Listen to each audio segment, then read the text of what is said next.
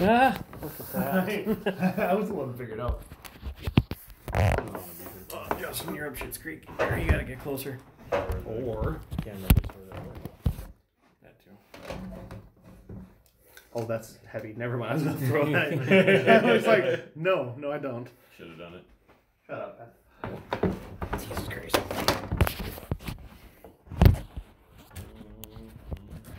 Damn it, Gordon.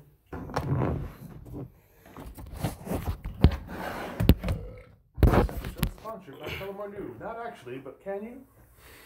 That's about as widescreen as we get.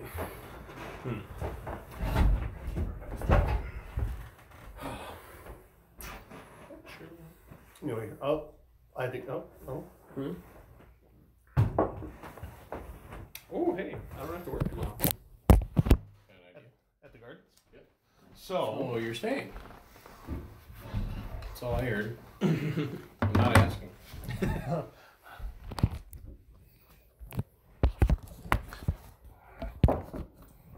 I like you, but don't fall, please.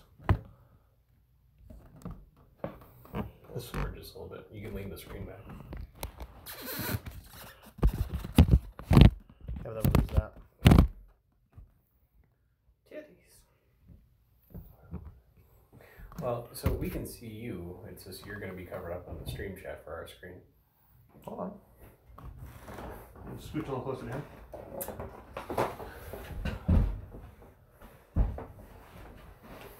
Why is it black?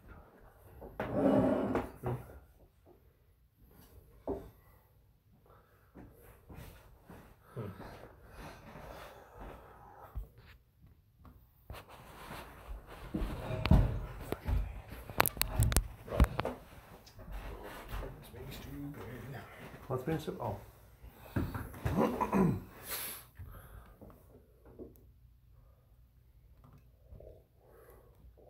There. Looks good to me. Yeah. So when you sit there, you're just going to show behind the chat. Oh no, I slid it a little bit too. There, because then I'm here. Okay. Let's do a vertical test once Ben sits down real quick. Never gonna sit down. Not gonna do it. Here's my sipping cup. 1, 2. What do you do with my sip? You got your opener on you?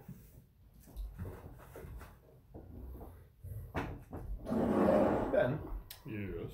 is your shutter the center of your shutter speed? Yeah. Okay, I was just like looking, I was like, huh. Oh, so you got one of those fancy ones.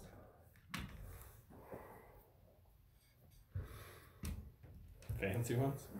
My light meter and my 35mm is not electronic like that. Oh. It's electronic in the sense that it has a little thing that swings, but there's no lights. Oh, that's neat. Yeah, no, that is it's the entry level high end Olympus. Hi, everyone listening on Twitch. I didn't get it. Technical difficulties, so we're here on the phone. I don't know if you can hear me, so sucks. Is it live right now? Yeah. Has it been live? Yeah. I I don't care. Whatever. The important part is this. So, quick test. Say something. Something. Hello. 1, 2, 3. Test. 1, 2, 3. Vertical test. Aloha. So I assume you guys can hear us because the phones are not as bad as they make them out to be, but not as good either, I guess. But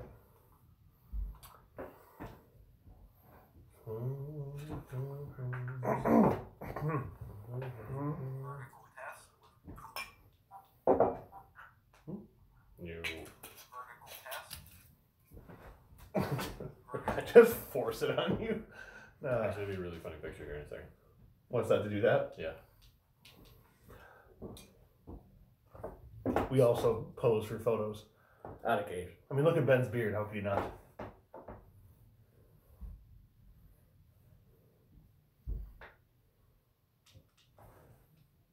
Oh, it's really lagging. I was just looking at that. Yeah, I think it's working. Do it.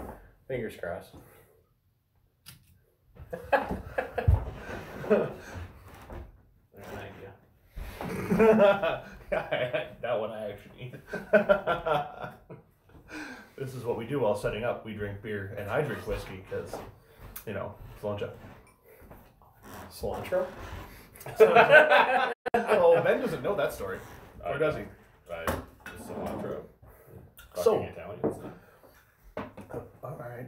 Oh, what happened? Listening at a high volume for fine. a long time Can may hurt your damage ears. your ears. Goddamn, old man. That took a little bit of reading. I can't No, see so we went to Gaelic Storm at Varsity, right? Yeah. Varsity Theater. Went down, had a grand old time. Yeah. But my buddy Dave, and Dave, if you're watching this, I'm gonna send you this later somehow, because now you're famous. He decided to pregame on the big guys from Wisconsin. So we've been sitting at Blarney's in Minneapolis across from the Varsity for like an hour. 4 to 5 shots of whiskey already, a couple of beers, and we end up. He comes on and meets us, but he'd had 4 to 5 shots of whiskey before he got in the Uber. Oh, God. And he is 5'10", 70. Gordon and I are both close to 300. I'm at 300.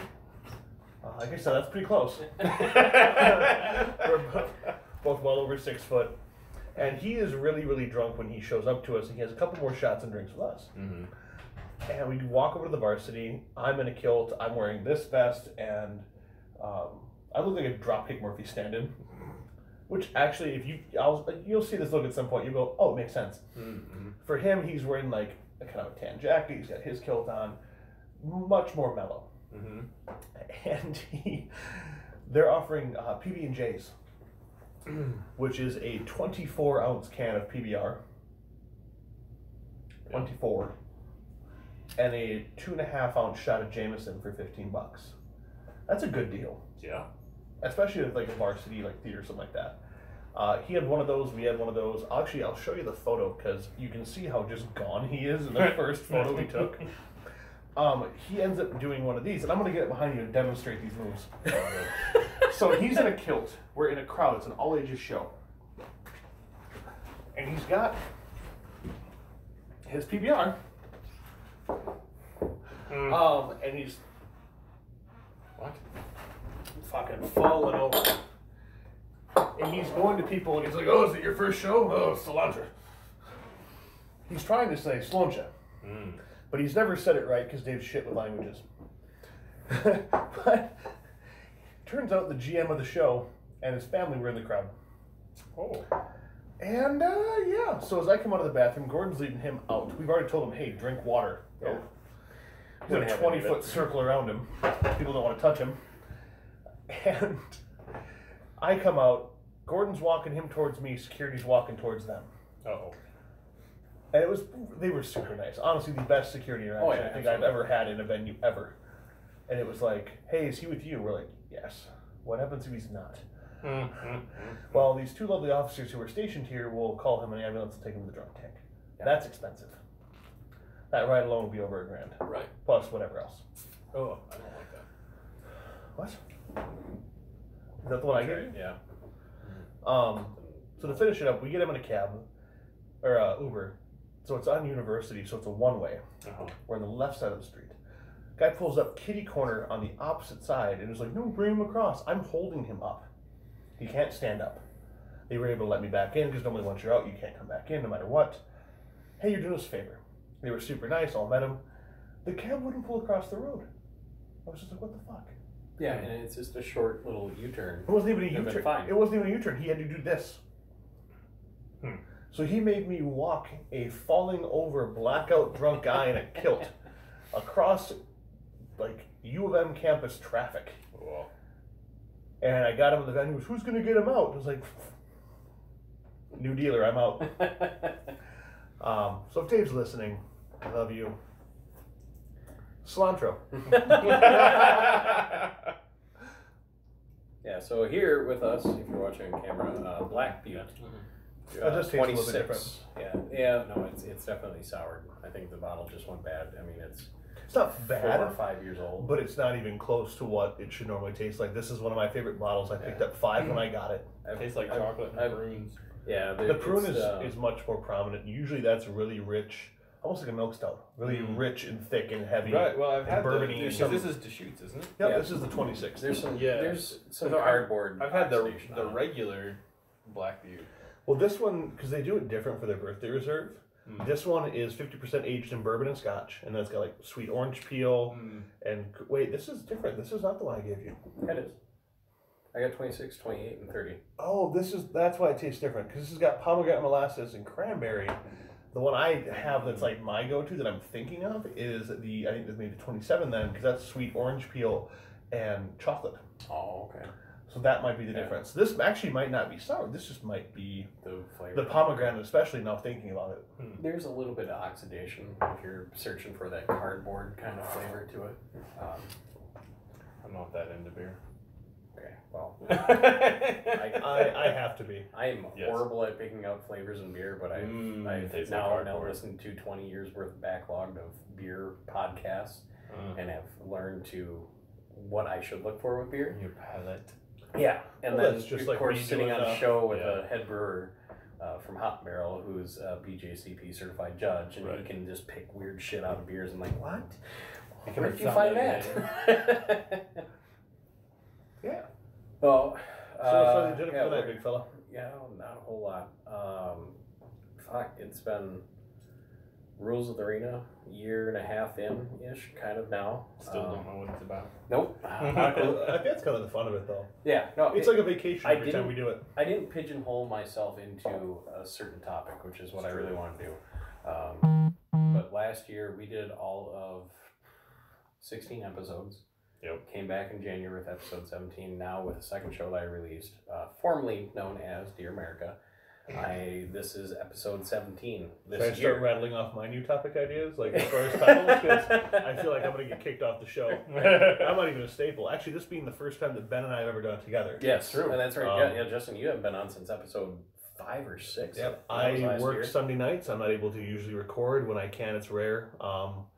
So, I mean, Ben stepping in to have, an additional set of wheels to kind of roll on is nice, but us three being together, because when I can make it, he usually can't, vice versa. Right. So yeah, it's kind of three musketeers We've been together talking again. about doing this episode for how Over long a year. now? Over a year wanting to get this together, and we wish it was not snowing.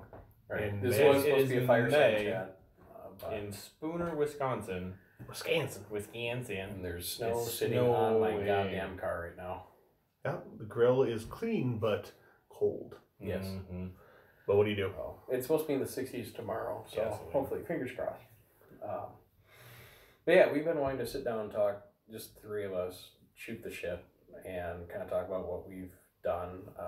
You all, of course, know Ben. He's been on the show as co-host. He was on episode 1 way back, or episode 2, excuse me. Owner 1. Yeah. Ben, you've been running Duckhill now, and you went self-employed back in February. January. How's it going so far? It's good in the sense. I know you've been working like a fiend on your YouTube channel. And... I have. We're what are we, like 32 videos out now? Was it that many now? It is. Because I had a handful, but I've been doing 2 a week since early February. I suppose, yeah, you had that backup. Which we talked about initially, even with the podcast, was get a backlog so that if something happens, life does get in the way of creation. It absolutely does. Whether it be whatever we make or even a podcast like that. Yeah. Like, life gets in the way. And I had really big, lofty ambitions to be like 3 weeks or a month ahead, and I was for a while, and then I didn't maintain that. And then I didn't. And then so last week, I think technically I've missed 3 episodes, like a week and a half of videos because I was helping other people get stuff done. It's been good. I've been picking up a lot of not a lot, I shouldn't say a lot, but a handful of little side jobs helping people around their house. Like for one client, I just helped level a sink before he had granite countertops installed, and then I sanded his butcher block countertop to get it prepped for stain. or for not stained I but don't finished. say you don't stain butcher block. Well, you can, but You can, should, but especially because it's walnut. unless you want those extra flavors in your meat. Yeah, it's technically, so he's got his counters, and then he's got the bar top, and it's a walnut butcher block style. Nice. It's neat. It's So Gordon, I'm going to go live here for a moment. If you'd like to tell the good folks at home. Suck it. So yeah, so live here on Rules of the Arena. Gordon, what is the Twitch? www.twitch.tv/rules of the arena. Rules of the Arena, one word. We'll go live on this for a minute too. We're currently doing Twitch as well on his phone because super high tech since the twitch.tv website doesn't want to let us work today. So Twitch Inception. Adapt and Twitchception, Twitchception. Let's hold it for a while. Now, Ben, I watch you. You've been building. You built your Vice, whatever the fuck. The Moxon Vice. Yes. Yeah, that was fun. Did you design that yourself, or did you? No, that's a company out of where are they? Des Moines, Iowa, somewhere in Iowa. Benchcrafted, who makes several different bench vices. They're really gorgeous. Their hardware is really great. So it was a hardware kit. They provided the plans to make it. I tweaked it a little bit. I determined the size of the vise, but that has actually been a really, really handy piece of hardware because the workbench that I did build myself, I didn't design with any work holding. I know. Good job. Justin's over here throwing a rave.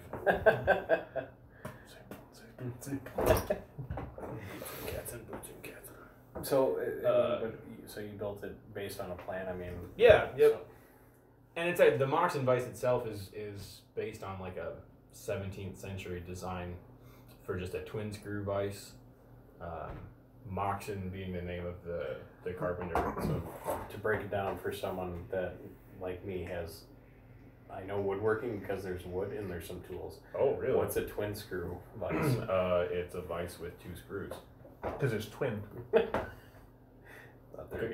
job, Gordon. Literally, it's as simple as having it's 2 pieces of wood and the screws are secured in the back piece and the front piece floats, and then the hand wheels on the front just turn on those screws and pinch the front vice or front piece against the back. It's a really, really simple and really, really effective. Seems more cost effective too than versus buying out. If you go to the hardware store and buy a vise that you mount to your bench. Right. It is. I think their kit for the hardware is like $130, but you can unclamp it from the bench and put it away. Could I go out and grab parts from wherever I feel like and make the same style of vise? Yeah. Or is it fairly specific? I've seen people do all kinds of stuff. So the idea behind a Moxon vise is really, really simple.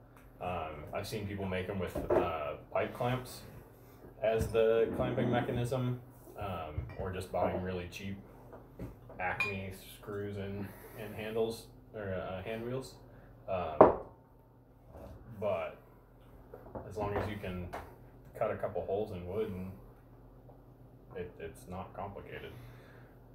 Well, what else has been going down at Duckhill? I've spent the last month and a half working on a 9-foot live edge desk for my mom. I'm seeing that. That looks super, super cool. So that's turning out so nice. Awesome. It's sexy. And that's all. The fun part about that is that's all sexy wood grain. Mm-hmm. My wood's sexy, and it's huge. That's what I heard. Gordon, just drink more. I can't believe I did both at the same time. Yep. Yeah. Also, not the last time you said that. Yeah, mistakes were made. I won't rob you. So I've been working on that like crazy. It's all wood that my partner Glenn and I have milled. It's ash and silver maple. And it's something my mom asked for. The comment directly was, "When you have free time, would you make me something?" Yeah. So you're self-employed, so all your time is free. Well, it becomes one of those things that if you don't prioritize it and do it right away, you're just never going Well, that's like any industry. Like the running joke, like me being in bars, is like, oh, when you have time. No, I don't have time. I make time. Well, it's just exactly that. It's like the cobbler's wife has no shoes. Well, to jump forward a little bit, I mean, Justin, you and I talked about for a little while doing an episode about discipline. I mean, we're all working discipline versus motivation. Right. Yeah, we all work. We might get into that tonight. We should. We probably will. Anyway, Ben, and you and I had a tangent as well that we're gonna probably dive down that fucking rabbit hole. Oh God, that'll get interesting. You're gonna need it. Yep. You just have to work anymore, so it's fine. So what else was I? Oh, so basically, it's I've been working like that on that desk. You can put it in my pocket. Yep. That's so perfect. Warm whiskey. Oh, Gordon's left. Nah. That's the whole reason I did that. He's getting the rest of the bottles is what he's doing. Oh shit. Or cups. Oh. Yeah. Shout out to my friend JJ and his wife Aradia, whatever the hell. Oh, these are Tombs. She does cosplay and stuff. If you want to follow that on Instagram, Aradia, ARADIA Tombs, TOMBS, something like that. Either way, she got me these really cool fucking crystal glasses, Scotch glasses. Oh, those are super nice. Yeah, came with coasters and everything. They're awesome, and I figured might as well use them since I got people here for a change. Well, then I'll just no more peasant glass. Upgrade. Did you get me doing that? I don't know. Let's see. So for those who are wondering why Ben keeps looking down at his crotch, I'm just really obsessed with my penis. Well, we all are. He has his Olympus. What is your model? Something? It's an EM5 Mark II. Yes, that. All the letters and numbers. I didn't get it. But he's got it hooked up up here on a tripod. I have a 120 like medium format film camera over here, so I'm not remote viewing that. But he's got that all set up. So yeah, we're capturing everything live of the three of us together because. I have a sample glass. For beer. God knows we might not remember it. What else? I'm trying to think. I don't know. Did you? You got the YouTube channel up and running. I do. Yeah. That. I mean, we're pretty consistent now with workshop Wednesdays. With the exception of last week, we've been doing Build It videos on Sundays and workshop Wednesday updates. Can we expect more episodes of In the Shop with Ben and Glenn? Or I know it's busy season for Glenn right now with weddings and all that jazz coming up. We'll probably sneak one in here in the next month or so. I don't know. We've been talking about it, but his shop's a disaster, and so is mine at the moment. So I mean, if it's not, are you really working? Well, you clean it every once in a while. Every 10 years. No, God.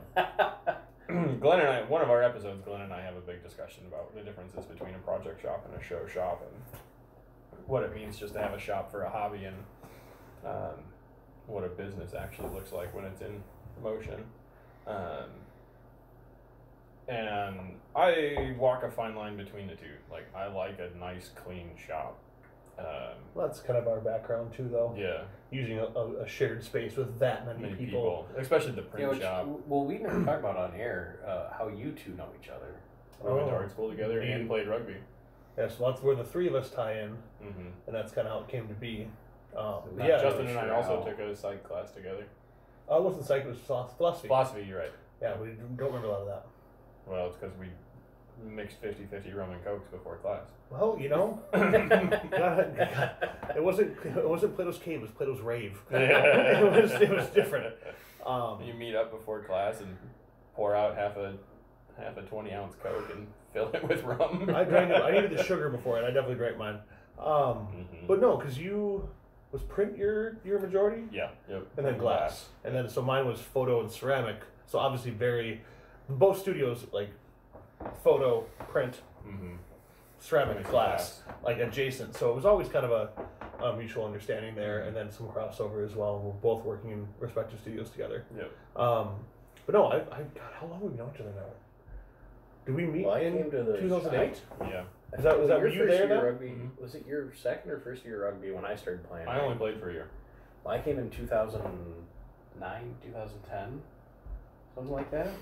That would have been, I think rugby was 2009. Okay, yeah, so that's about, Because that's I when played- the three of us met. Because that was my rookie season. That's when you guys met. I started playing 8 to 12 or 8 to 13. Yeah. I played 5 years for that university because that's what they allowed.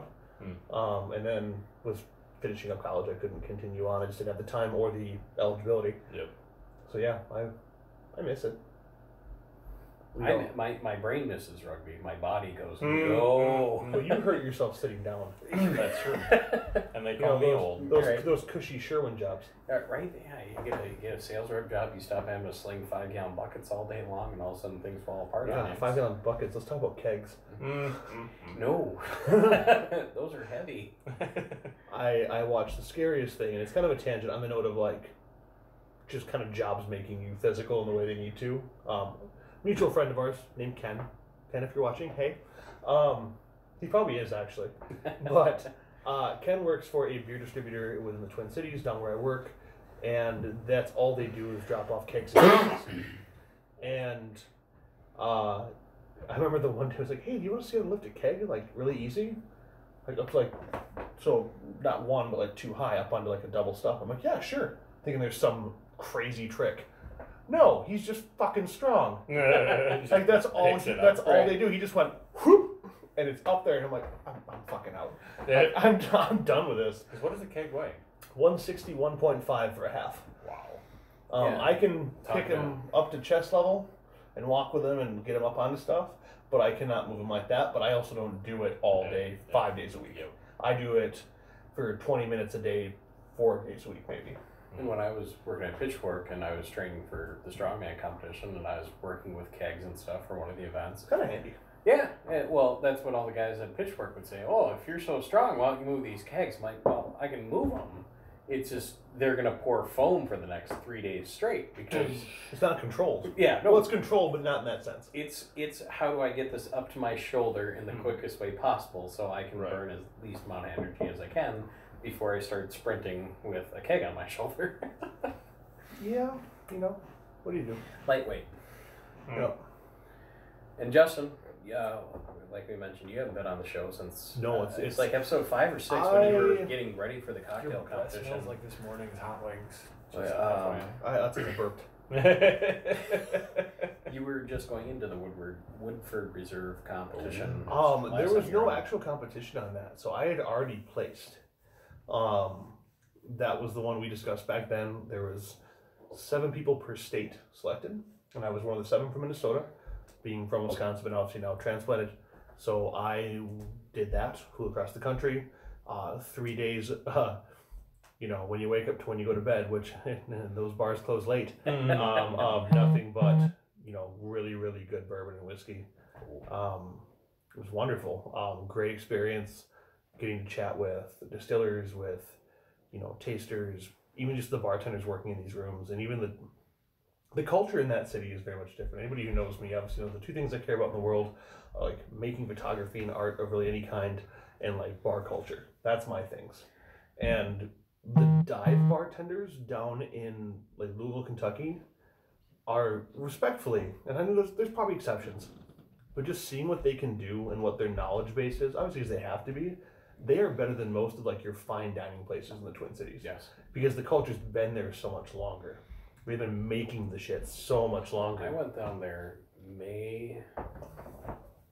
I think it was May of 2017 or 2018, I can't remember, for everybody's wedding. Clark, hey, if you're listening. Hey, Clark. I didn't mean it. The little fella. Don't eat me. Yeah, he met his wife is from Kentucky. They had their wedding down there. I didn't know she was from there. Yeah. I just knew they were having So it. they're That's from super cool. Owensboro, which is an hour-ish away from Louisville. So I'm like, well, if I'm down here, I'll take a couple days off, and I'm going to go explore. And Yes, you should. That city is wonderful. yeah, did the wedding on... So I was in Owensboro from like Friday, Saturday. really cool distillery down in Owensboro. If anybody's out there, called OZ Tyler. They have. I went there on a Saturday. They said they're open. I'm like, well, I have 4 hours to kill, so I'm gonna go check out this distillery. Drove around a bit, couldn't find the front door. I finally find a security gate, so I drive up to the gate, and there's a guy in there, and I'm like, hey, I saw you're open for the tasting room. I was just seeing, can I get in? Well, actually, we're closed today for a private event, but let me see if anybody's around. I'm like, okay, so he gets on the radio, calls somebody. Well, the plant manager's here. How big is this place? Big. Okay, so like, they've got a guy at the gate. The original distillery itself. That's kind of it. Don't quote me on this. I want to say Green River Distillery, pre-Prohibition. It burned down. It's tried to be reopened a few different times. This company out of Florida bought it and reopened it under OZ Tyler. And they were they're trying, like, you can see the original building. It's just a pile of bricks and burnt wood from the original fire, and then they renovated some other stuff. They're trying to fix some other things too. But the plant manager was there, so I got a free tour of the whole plant and their system that they'd use there. And then going into the tour, he goes, "You want a drink?" I'm like, "Yeah, sure." Well, I know how to make a really good old fashioned. I'm like, now, I listen am from here. Wisconsin. I'm from Wisconsin. Those are fighting words. This better be good, or we're gonna have an argument. He goes, "Well, hear me out." And he took a bottle of, was it their rye or their corn mash? It's 92%. Corn? Yeah, it was their 92%. Then that's corn whiskey. That's not even bourbon at that point.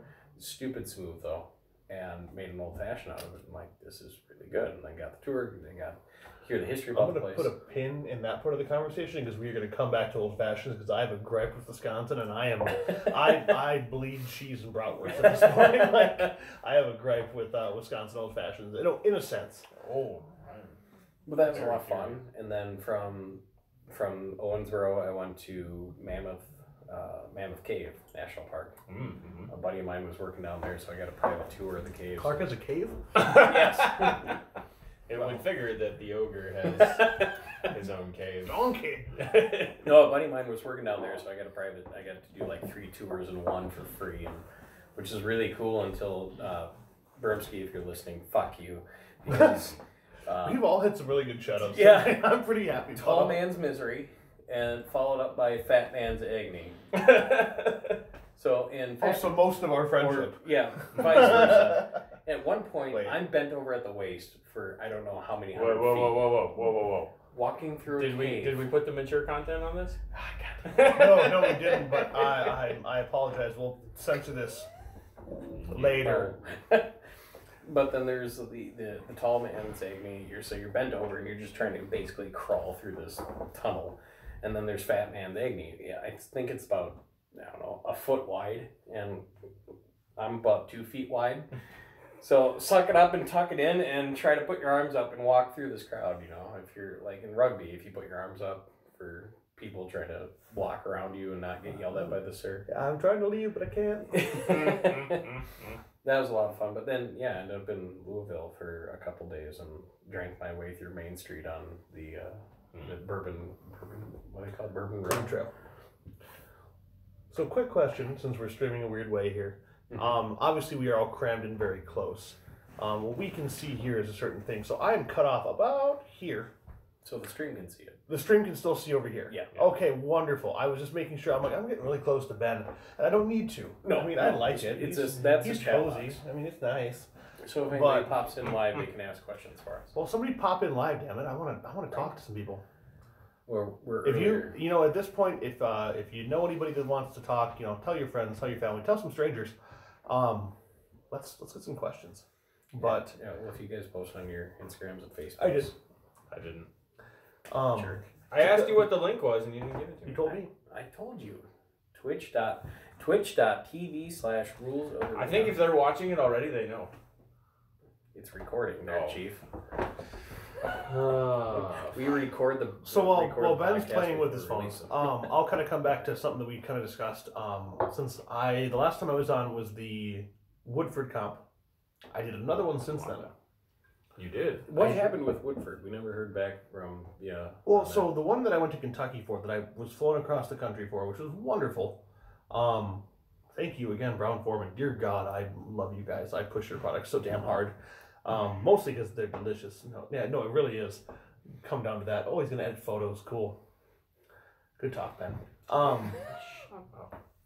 Old Man River. I'm gonna post something on Instagram. But I qualified as one of the 8 people from our region. So it wasn't just like Minnesota, but it was some surrounding areas as well for the Woodford Reserve. It was their double oaked. Or no, it was just Woodford. It was just Woodford. I used double oak. Their Manhattan experience. So what this one was, instead of being where you submit and they are more, what's what we're looking for, conceptual kind of stuff. You would submit your idea, and then if you qualified to compete, you actually got to go in and then make it in front of judges.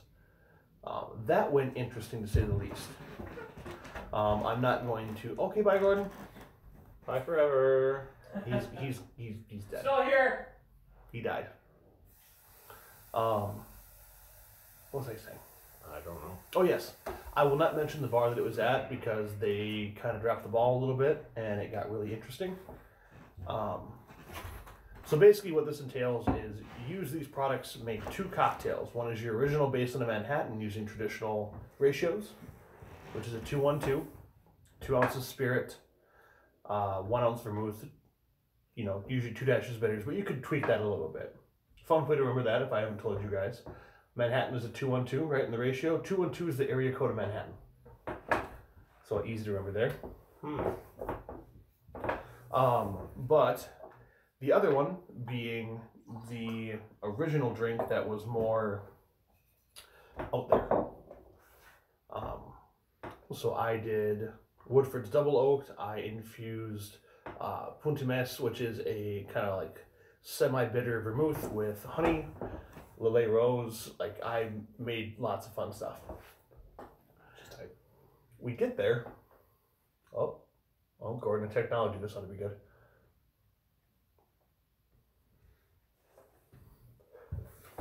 Excuse me. That's it? Yeah, that's it. Twitch.tv/Rules of the Rita. Yes. There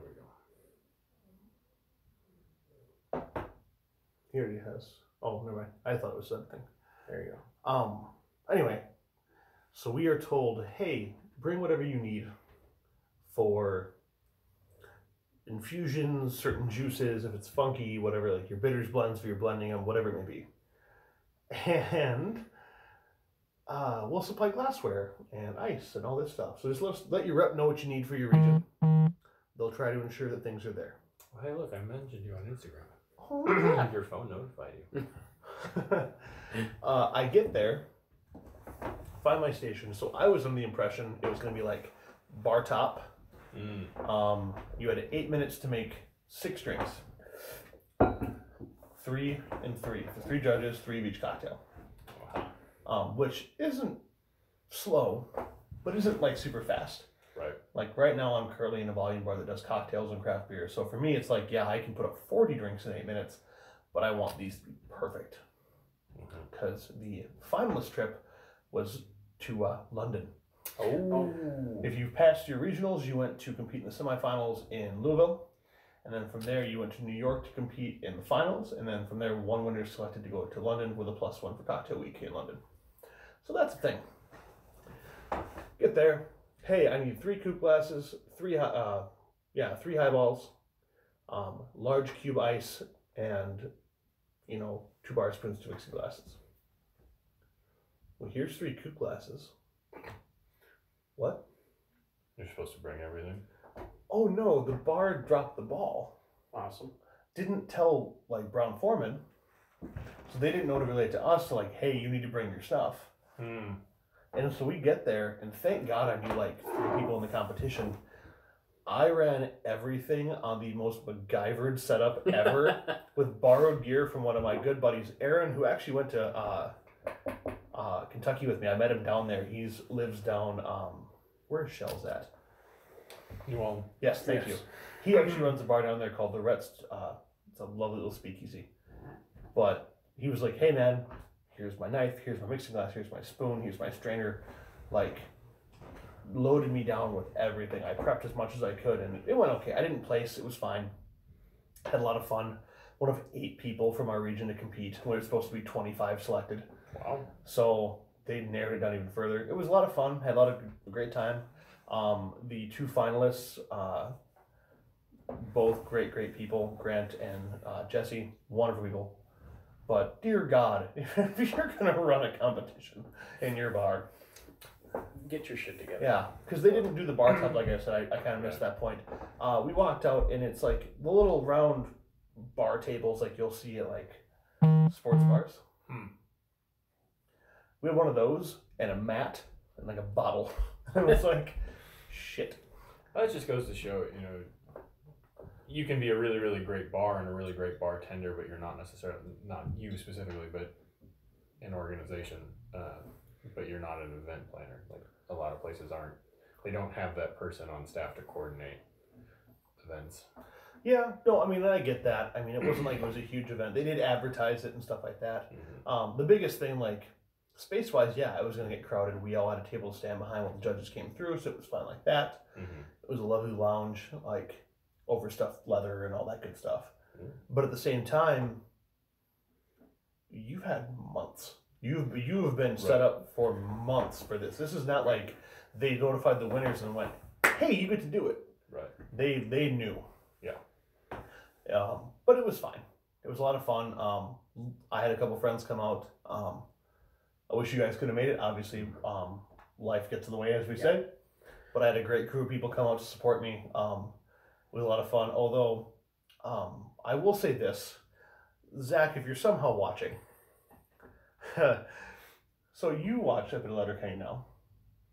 Letterkenny? Yes. Have you seen the Easter episode? No. Have you? No. There's an entire bit where one of the characters explains the story of the first Easter while he's, shit canned with a mousetrap on his finger. And it's this wonderful monologue that we quote a lot at work. Mm-hmm. I'm in the middle of like pouring things and explaining what I'm doing and why I chose these flavor profiles. And out of the corner, I just hear him start it, and I lost everything. And it was, yeah. I were telling you about the first Easter. It was a long time ago. And Jesus said, hey, you come over and have these eggs before the Romans come. And Judas, would you feed my pet rabbit? Amen. Like, that's kind of how it went down. And I hear that out of the crowd in the middle of like, no, I infused this with this because it plays on these profiles. I didn't use this vermouth because it beats up on this. And I'm just done. Just gone. Because in the bar, you can actually do that. You can just kind of laugh at them and then come right back. Right. But here, I'm staring 3 of the best cock people in the Twin Cities in the face. Just son of a bitch. Do you do that on purpose, just to screw with you, or? They'd all been drinking a little bit beforehand. Like, I had a cocktail beforehand to kind of ease my nerves. Because I don't get nervous about a lot of things. You guys have known me a bit. What? I can't tell if you're being sarcastic. I would never. Easy, Chandler. Mr. Bing over here. Because no, Gordon's watched me stammer my words like once in my life. And break a glass in the process. Well, you weren't there for that. I was not. I You were in the same state. That's probably true. He's probably two blocks down the road being antisocial. Yeah. Typing on Twitch over the conversation. Can't believe we broke that glass. But no, me being nervous was very, very rare for that situation because after almost 15 years now, this is very much my home. Mm-hmm. But Spooner? yes. Yes.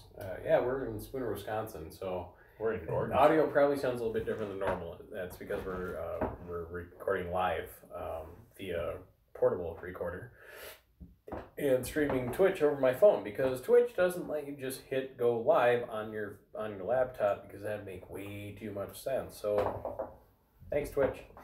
You're also technologically illiterate. That also sounds Yes, like a surefire way to not be on Twitch much longer. Yeah, there's worse things.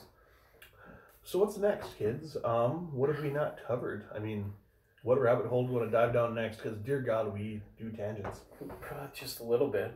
Well, we kind of got into it a little bit, with you being in the photography business as well. I mean, so you're self-employed or as a photographer, and you're doing full-time bar service. Yeah. And So how do you find time to work on, I know, well, both cocktails and photography are your passions, but I mean, how do you balance out both of those and find time, or make time rather? Yeah, make time is the word here. It just kind of depends on the day. I mean, I'm working on design work for not only you, new stuff coming up soon, hopefully. I finalize some of that hopefully the next couple of days as well. I'm hoping to drop my own little apparel stint probably mid-fall. And I'm hoping to start opening a print shop here on my website in the next probably month. And what's your website? JECollinsphoto.com. No punctuation, no dashes, no nothing like that. Just, Justin Edward Collins, JE. But no, it's been interesting, especially with having moved in the last couple weeks. Obviously that takes a toll on everybody, but no, it just depends on the day. I mean, the cocktailing stuff as far as competition stuff is taking kind of a back seat, just because right now moving's expensive. Yes.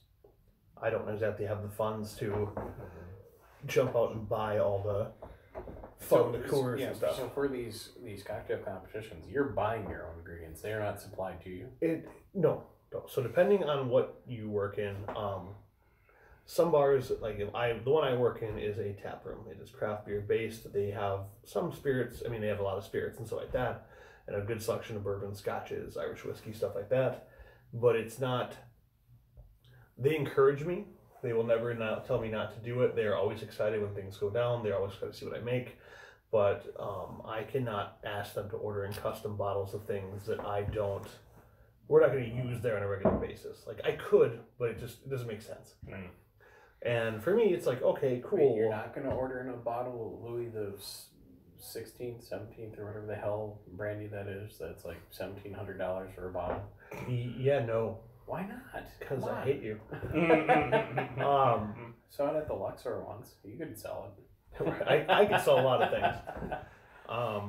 But no, so for me, it's also that benefit of like, all right, cool, I might use only a couple ounces of this in maybe even batching one. Like I batched a full liter bottle to go to that glass competition. So it's like, okay, cool, now I've got a 3/4 of a bottle of this cool liqueur or vermouth or whatever it may be that I can use. You right? I'm tired. Get some coffee? I might need another round. Why don't you fire up a coffee pot? There, I'll fire that up. Keep talking. But it gets expensive, but it's also one of those things where I don't know. Yeah, liquor's not cheap. No, liquor's not cheap, and it's also nice to be able to build your home bar. Like if you're not going to use all the bottle, like I've until recently had a very, very nice full home bar, but I also kind of like let it dwindle down because I didn't want to move all the stuff. Right. It's kind of a pain in the ass. Weird, right? Glass bottles full of stuff. Man. But no, it just kind of depends on the day and what I want to work on. If I want to work on, usually the photo work comes more pressing if I've got stuff like I just did another live show recently where I had a gig for a full set, so I got their photos up quick. Then I had the rest of the show that I did. Who's vibrating? I don't know. Not me. But at the same time, I'm working on like digital illustration, trying to kind of continue with my designs for apparel and for posters and prints and stuff like that, along with working on Gordon's stuff because I do his creative direction. Networking with him over like what we want to do moving forward, potentially putting out continual like one-off design runs. Because we've talked about that briefly. Yeah, that's something I'd like to do for the arena is this kind of like one-off design runs, whether it be something with more my style or more his style, figuring out that middle ground is just kind of figuring out how we want to arrange it so that it's not killing either one of us. Right. I mean, don't get me wrong, I'm not opposed to the hard work, it's just sometimes it's just not doable. Right. Yeah, but no, there's definitely has to be a bit of a balance. No, it's just making time. I mean, like, I'm trying to figure it out through my website right now about setting up a bookable calendar, which is a pain in the ass because so far it's been like, oh, cool, I can set up where you can book an appointment or like a session, but it doesn't show availability. Like I want like a monthly calendar view, or at least a weekly, right, or by the week, whatever it may be, where it's like, oh, cool. I I'm available these days, full day, this day till this time, this day till this time. You can book. I do mini sessions, so it's not $150 an hour. It's 45 minutes for $120. There is a way. You're talking online calendar, right? Yep, but it's also depending on through my website because that's where I want to book through. Just with who I run through it gets a little more tricky. The only time it shows a calendar view is when you're on the back end on my end of it looking at it. But nope, so I can use that. God time. damn it, Gordon. What? You didn't press record. Yes, I did. No, you didn't. You armed it, but you didn't start recording. Oh my god. So let's do that again. Oh, cilantro. Hey, how's it going, folks? Watching live. Nobody's there probably. So.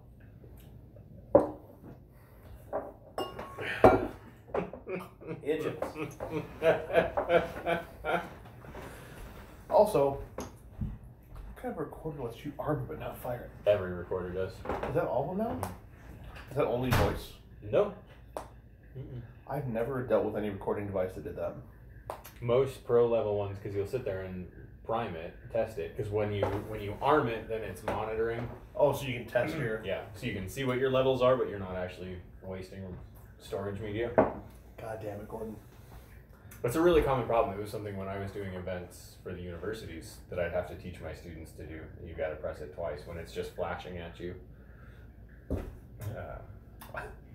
So how long have we been on the air? That was what I was trying to look, and I don't know, but we've got to be like 20 or 30 minutes.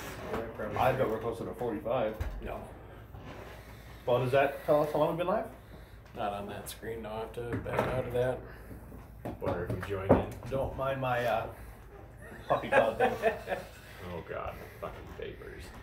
Anybody else? Are you gonna drink your beer? No, I'm not. I told you I didn't like it. Pods. Sorry. Trust me, it's a lot more pleasant than when I don't have nicotine. Here, hey, I hit the right button, guys. Good job, Gordon. Hey. So now what do we do? Now we can actually talk, and it's going to record us. No, I the second time out. gathered that, you big schmuck. Do we start over? Oh well, we can edit this part out. They'll add a beginning. Yeah, I'm gonna do the post-edit recording. No, I know. But we just lost like 30 minutes of actual conversation. Well, now we're going to talk to Ben all about the Duckhill Workshops? Duckhill Workshop a second All time. over. It's okay because no one's watching. Is there no one there? Literally. Oh, well, there's one now. No. God Yeah, damn hey it. Ben. Let's see if I can make a feedback loop here. Oh, I'm God. really good at that. God damn it. So, Casey, for when you listen to this recording for editing notes, thank you. You're the best. Yeah, Casey, I'll make you some delicious cocktails sometime to make up for this fucking dick. I'll just sympathize, Casey. There's just nothing we can do about it. Well, I mean, you could have said no when I asked you to be on the podcast. I'm gonna start saying no.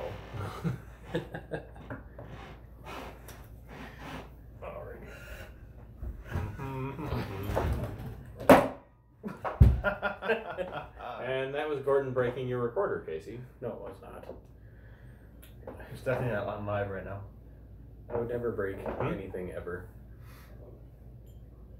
It is online. Yeah, there's a few second delay. Yeah.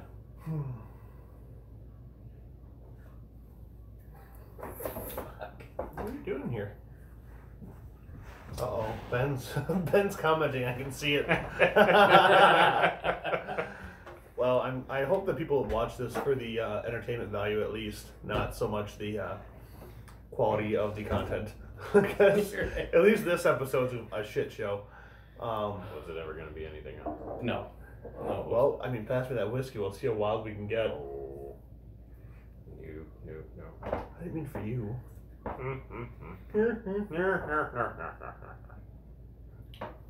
You talking? Say something. Say something. Say something. Something. Okay, that sounds good. Say something, I'm giving up on you. That's pretty fitting.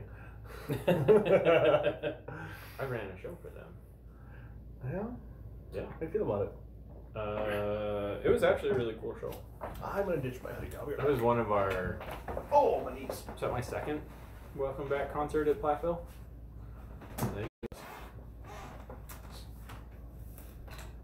Now what you do? Phone was, or headphones were giving me beeps. Beeps. Beep, beep, beep. Did you comment on there? Yeah, that's Maybe.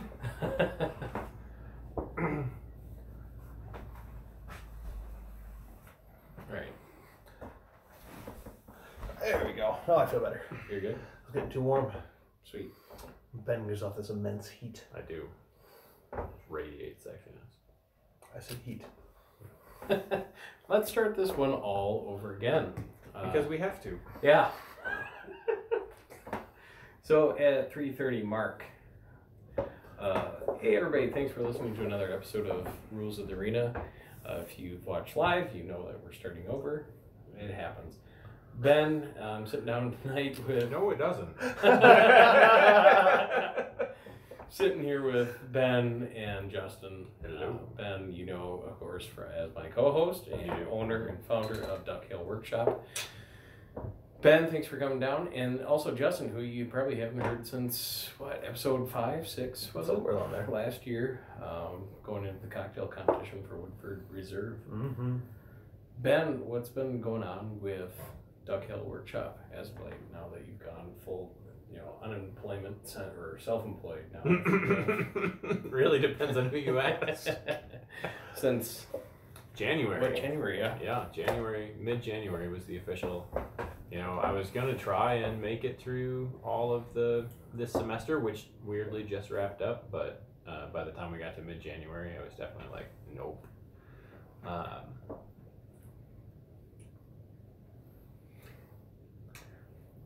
Way to make a mess.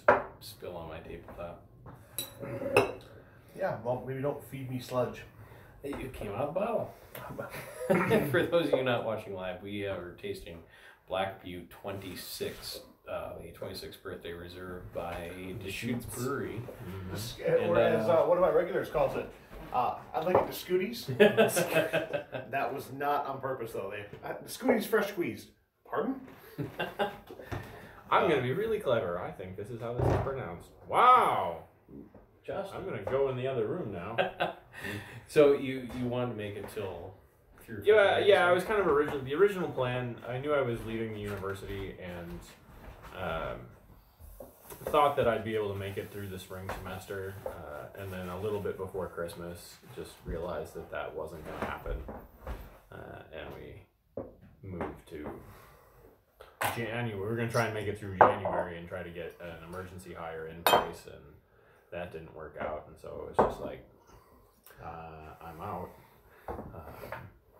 And it's been really good for me. The stress level is absolutely plummeted, which a lot of people find fascinating when you tell them that there's no work. Yeah, there's no work, but we've been doing a lot of work, but it's very, very different when you can manage your workflow and the level of work that you're taking in. Like, yeah, there's a lot of stress involving money and the lack thereof, but there's so much other stress that I don't have that was really impacting like me personally, both emotionally and physically, and then just my external relationships that I don't have that stress level anymore. But it's you're just amazing. an event coordinator. All you have to do is plug things in on a computer. How stressful can that be? Well, I think What? to tangent on that just a little bit, Uh-huh. talking about managing your workflow as artists, that's a very big thing. It's a huge thing. Like, everyone thinks about, oh, you make something. Right, anything. Oh, you're gonna, it's, you just do it. It's just easy. Well, no. I mean, for anybody, what? He wants the bottle. No, your class. This little midget. Yeah. Oh. We're gonna rinse it out here. It's one of those things where you have to kind of manage your flow. Like, the best advice I ever got from anybody as far as professional artists, especially makers, Mm-hmm. is, so at least on one day. Thursdays from 2 to 5 is work time. Yep. This is when I do it. This is when it's here. It's scheduled, so I have to do it. Because it's way too easy to, I'll just do it later. Yep. And then you're screwed. Well, that's also one of the reasons that I started the YouTube channel, is because when you set a schedule, because I don't just do it whenever I feel like doing it, I've committed to a schedule of putting out videos twice a week. And that really keeps you honest. You've got to be in the shop. You've got to be making something. And then you've got to have time to then edit those as well, which also usually puts me in the office, which means I have time to do my office work as on top of that. Do you schedule that on your calendar? Yes. Well, we were talking to Kirk, 2 episodes ago. And Patty Ryan's. Oh yeah. And he's talking about him and his wife. They have the shared calendar. Mm-hmm. I mean, oh yeah, Megan and I do that as well. Yeah, she literally talks about, or he talked about his wife. She puts in grocery shopping into the calendar, so it's all. I mean, do you do that for yourself at least with the business? Yes, depending on what needs to get done. Sometimes I'm a little more. I'm not as strict with what's happening, other than like this is shop time. I'm going into the shop. How far is your shop from your home? From where Megan and I live, it's an hour. It's on my parents' farm. Which is where again? Northfield, Minnesota. That's right. Okay. Mm-hmm. Were you talking about that? No, I always thought for some reason that you, until not super recently, thought that you had like moved from River Falls, and that you were like, coffee. That you had been basically like setting up the shop on your like own property. And I was just like, oh, then why does he have to drive the shop? He fucking lives there. I wish. Nope, no, he doesn't. No, I do not. So that's fun. It's a challenge, but it's fun. It's nice to be home. So when you go out to that, do you like? Okay, so you're gonna work a Tuesday. Mm-hmm. Say Tuesday, Wednesday. Do you drive home each night? No. You stay out there? I stay there. I assumed. Yeah. But I wasn't sure. I mean, so that's been interesting. Megan and I are at an interesting point in life, because she teaches and she works a second job, and she's also in grad school. So she's really pretty much home to eat and sleep. And I'm working 2 days a week with a wedding venue, and then working 2 to 4 days a week in the shop. So that's really, I'm only at our apartment on the weekends to do videos.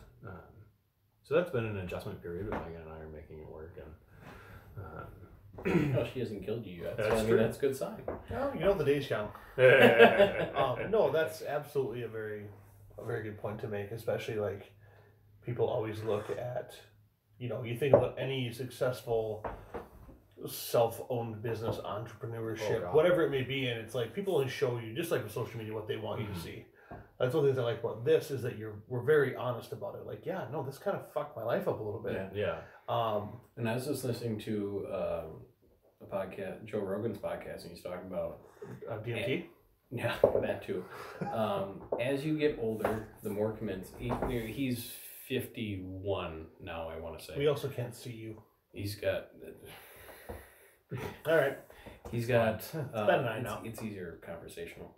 I agree, but he's got 2 or 3 kids, a wife, a mortgage, 2 dogs, or a dog, and he's self-employed, but he also does commentating for UFC. He's got his stand-up and he has his podcast, and he talks about, he's 51 now, he can do these things because they're pretty cemented.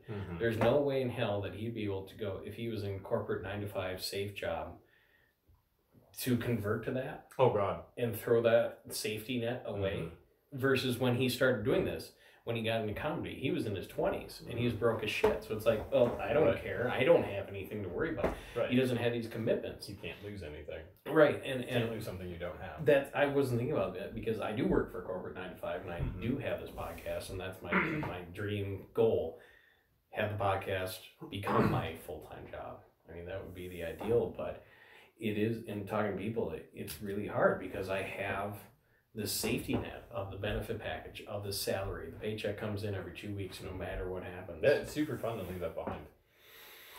Right? Like, no matter what you do, there's a good chunk of money. Well, coming I've been in. self-employed before too. I ran my own painting business, and it was going from a relatively secure, quasi full-time job-ish kind of deal. I mean, the paycheck still came every 2 weeks. I more or less knew what I was going to get paid, and then I put in my notification. I gave them 6 months to find me a replacement so I could train them in. But when I filed it and I sent in the notification like, "Hey, I'm leaving on 6 months from now. Good luck," it's like, yeah, woo, we're doing it. And then a month out, I'm like, oh shit, I ain't doing this. This is gonna happen. And then it finally happened the day that I should have been paid, and there's no paycheck coming in because I haven't worked there. It's like, shit. Yeah, that's terrifying. It puts the fire under your ass that you need to go out and do something. Well, there's not always a balance there. No. It's like for me, I am full-time in restaurants. That is what I love. I love that, and I love making photo work. And I never want to leave either behind. So I'm trying to find that balance. So I think for me, it's going to be more find a spot. Like my long-term goal is to eventually run a bar. I don't think I want to own, but probably run. And so it's like, okay, cool. I can do this, and I can still make work that I want to put out, prints of, or even just making work to make work. Like, it doesn't have to be a source of income for me because I have that love for what I'm doing.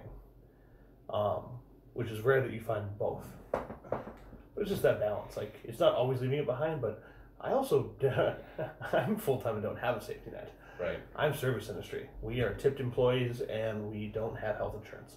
Right. Some places offer it, but it is almost worse than not having it because it's like, oh, let me take your money and pay them and tell you that you have health insurance paid for by us. Have you ever looked at other countries, Europe, or you look at Australia in particular? There are lots of countries in Europe. Well, I know that. In particular, Australia, where their service industry, bartenders, waitress, whatever, are paid so well, and it's almost a salary job, if you will. Well, that's true because most of the rest of the world doesn't have a tipping culture because. As a bartender, has that idea ever been in the back of the head? Like, oh, maybe if the grass is greener on the other side, should I go over there? Oh no, the idea has been in my head for a very long time. I am from northern Wisconsin. I've settled into the Twin Cities. That is very much my home now. But I've absolutely considered, even just country-wise, like across our country.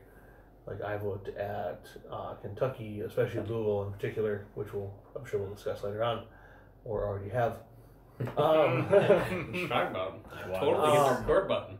But there or out west, I find these places that are doing exactly what I would love to do, but it's also a matter of grass is green until you get there. Like I am a big proponent of, especially for those in the service industry. And if this affects anyone, and helps them, please follow this model. I will not consider dropping an application in anywhere until I've visited them 5 times on different shifts. For bartending or serving. Watch how a place runs. A place may look wonderful on Instagram. Right. You get there and it might be like, oh, we make nothing.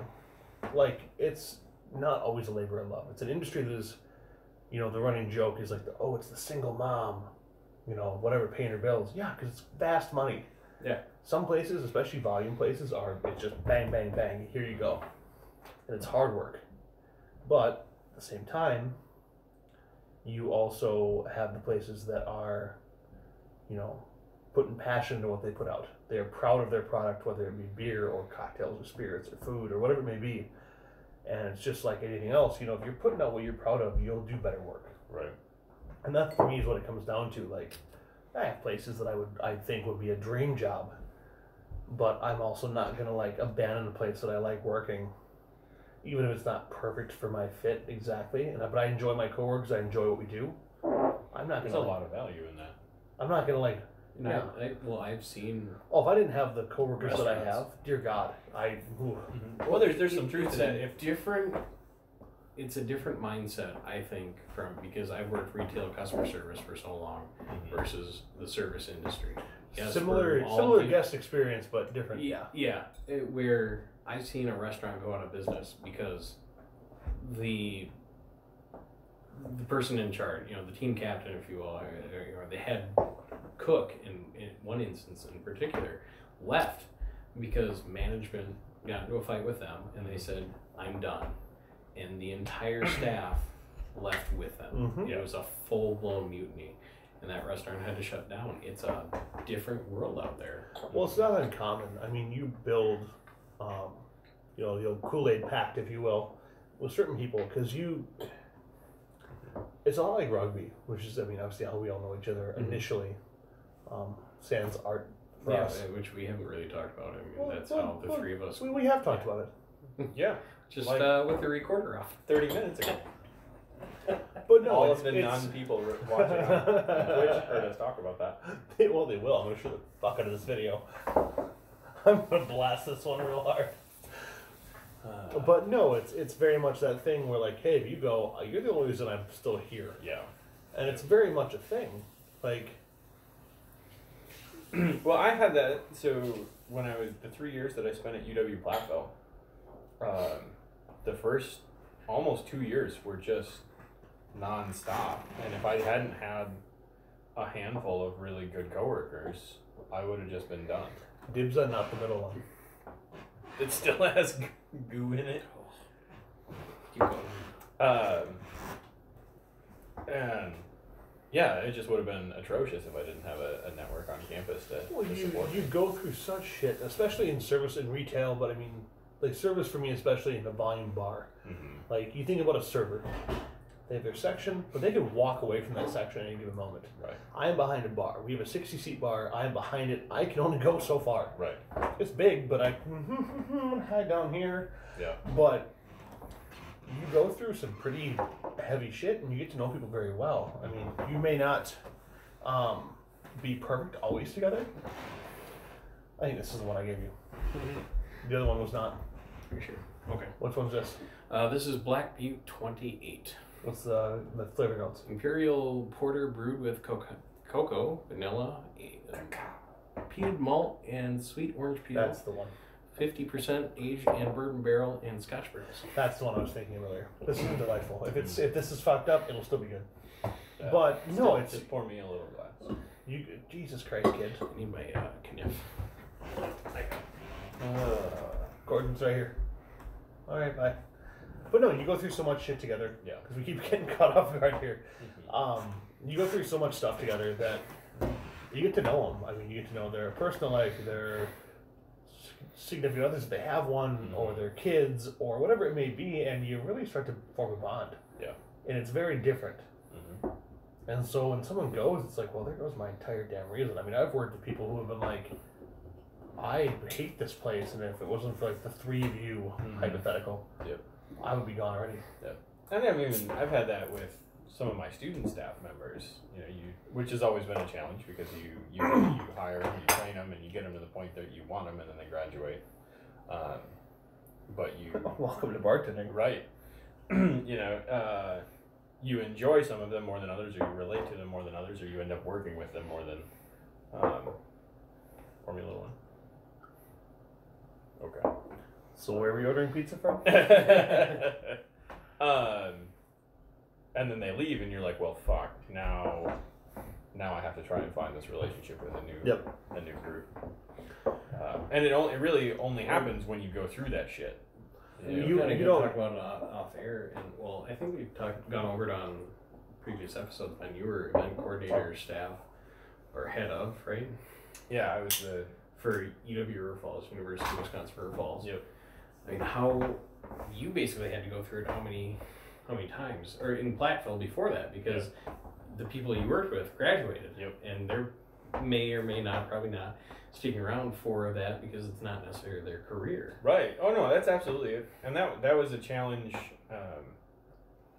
That was a challenge because you're taking students who are going to school to be engineers or nurses, or Platteville has a good criminal justice program, so you know they're going to be cops or investigators or something, and you're trying to teach them to care about audio and setting up pipe and drape or curtains or lights or something. And every now and again they'll be like, this is just a job, I don't care about this, is just a thing I do to get a paycheck. I'm like, well, I don't really give a fuck, because to get that paycheck you need to do this job well. And to do this job well, you need to know X, Y, and Z, and you have to put in the hours to do it. I mean, did you ever have any students that did actually care? And yes. Not necessarily that it wasn't their career, but they came in there like, well, it's a job, it cuts down my tuition costs. Yeah. And that was something. They ended up really enjoying it. Yes, I did. I've had a lot of students that really were able to realize that what they were learning was not how to set up a soundboard or how to do lights, but they were learning how to problem solve and troubleshoot and think on their feet and operate under stress. And like we were dealing with that all the time, especially in Platteville, because I think that's a key point we should talk on is operating under stress. yeah, and it's the same thing. It's the same. Ooh. Yeah.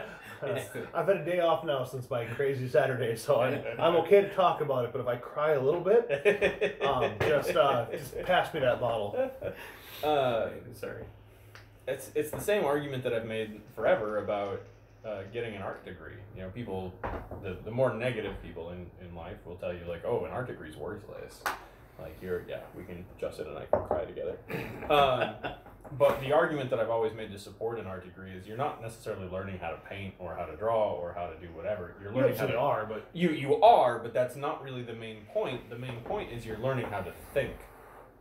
You are learning how to problem solve, how to take a vision to reality, how to figure out your shortcomings, what you're good at, what you're not good at, how to work around those things. Creative problem solving is the key to most problems in the world. Exactly. Going down that art degree rabbit hole, Ben, you're a huge. Both of you are photographers. I mean, leagues ahead of where I could ever hope to be.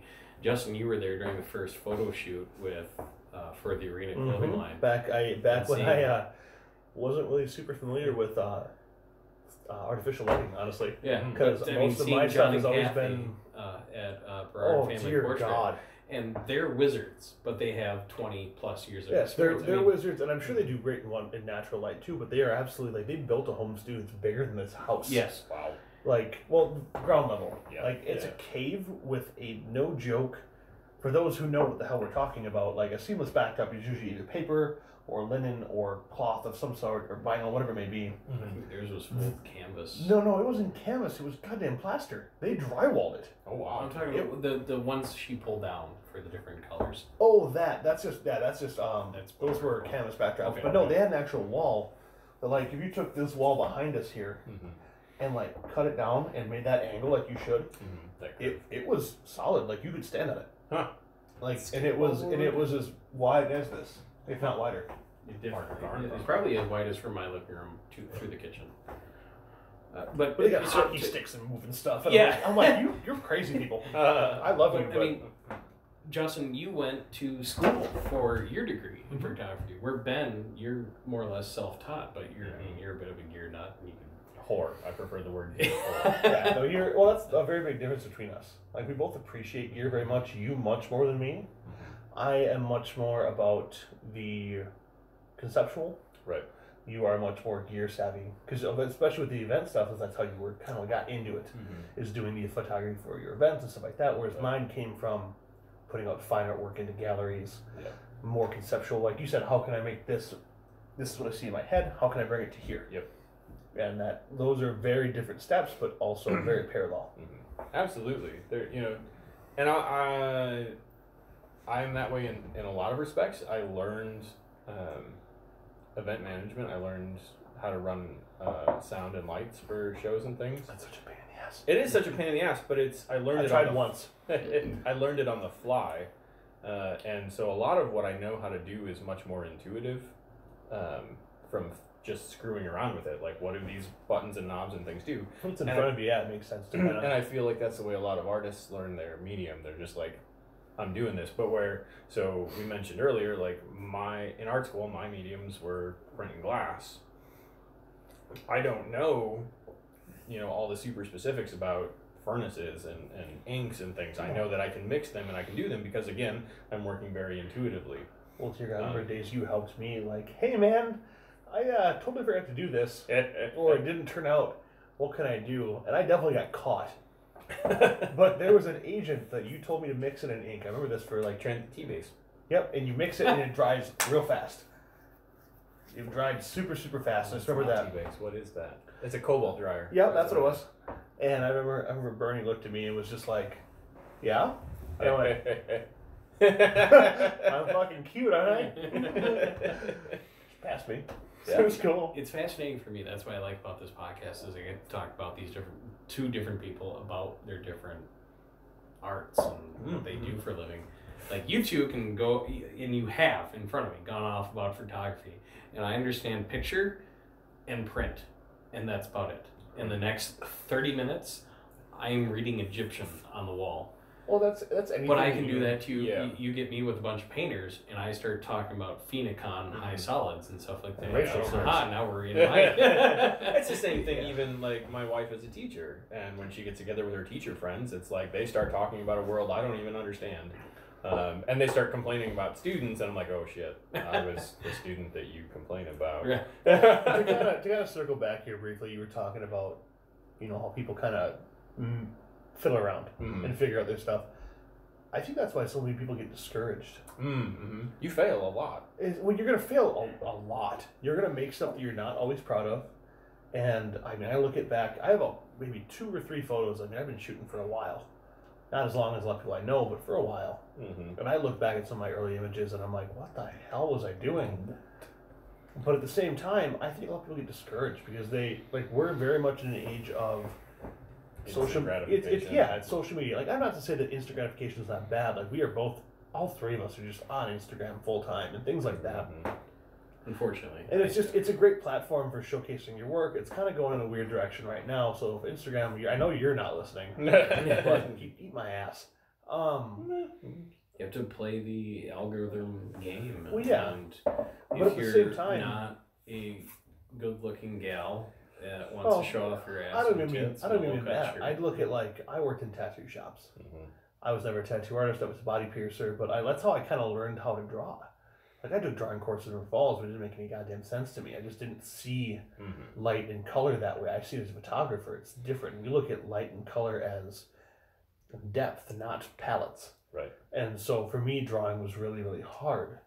But you look at people that are like professional illustrators, whatever it may be, and they're only posting the stuff they're proud of.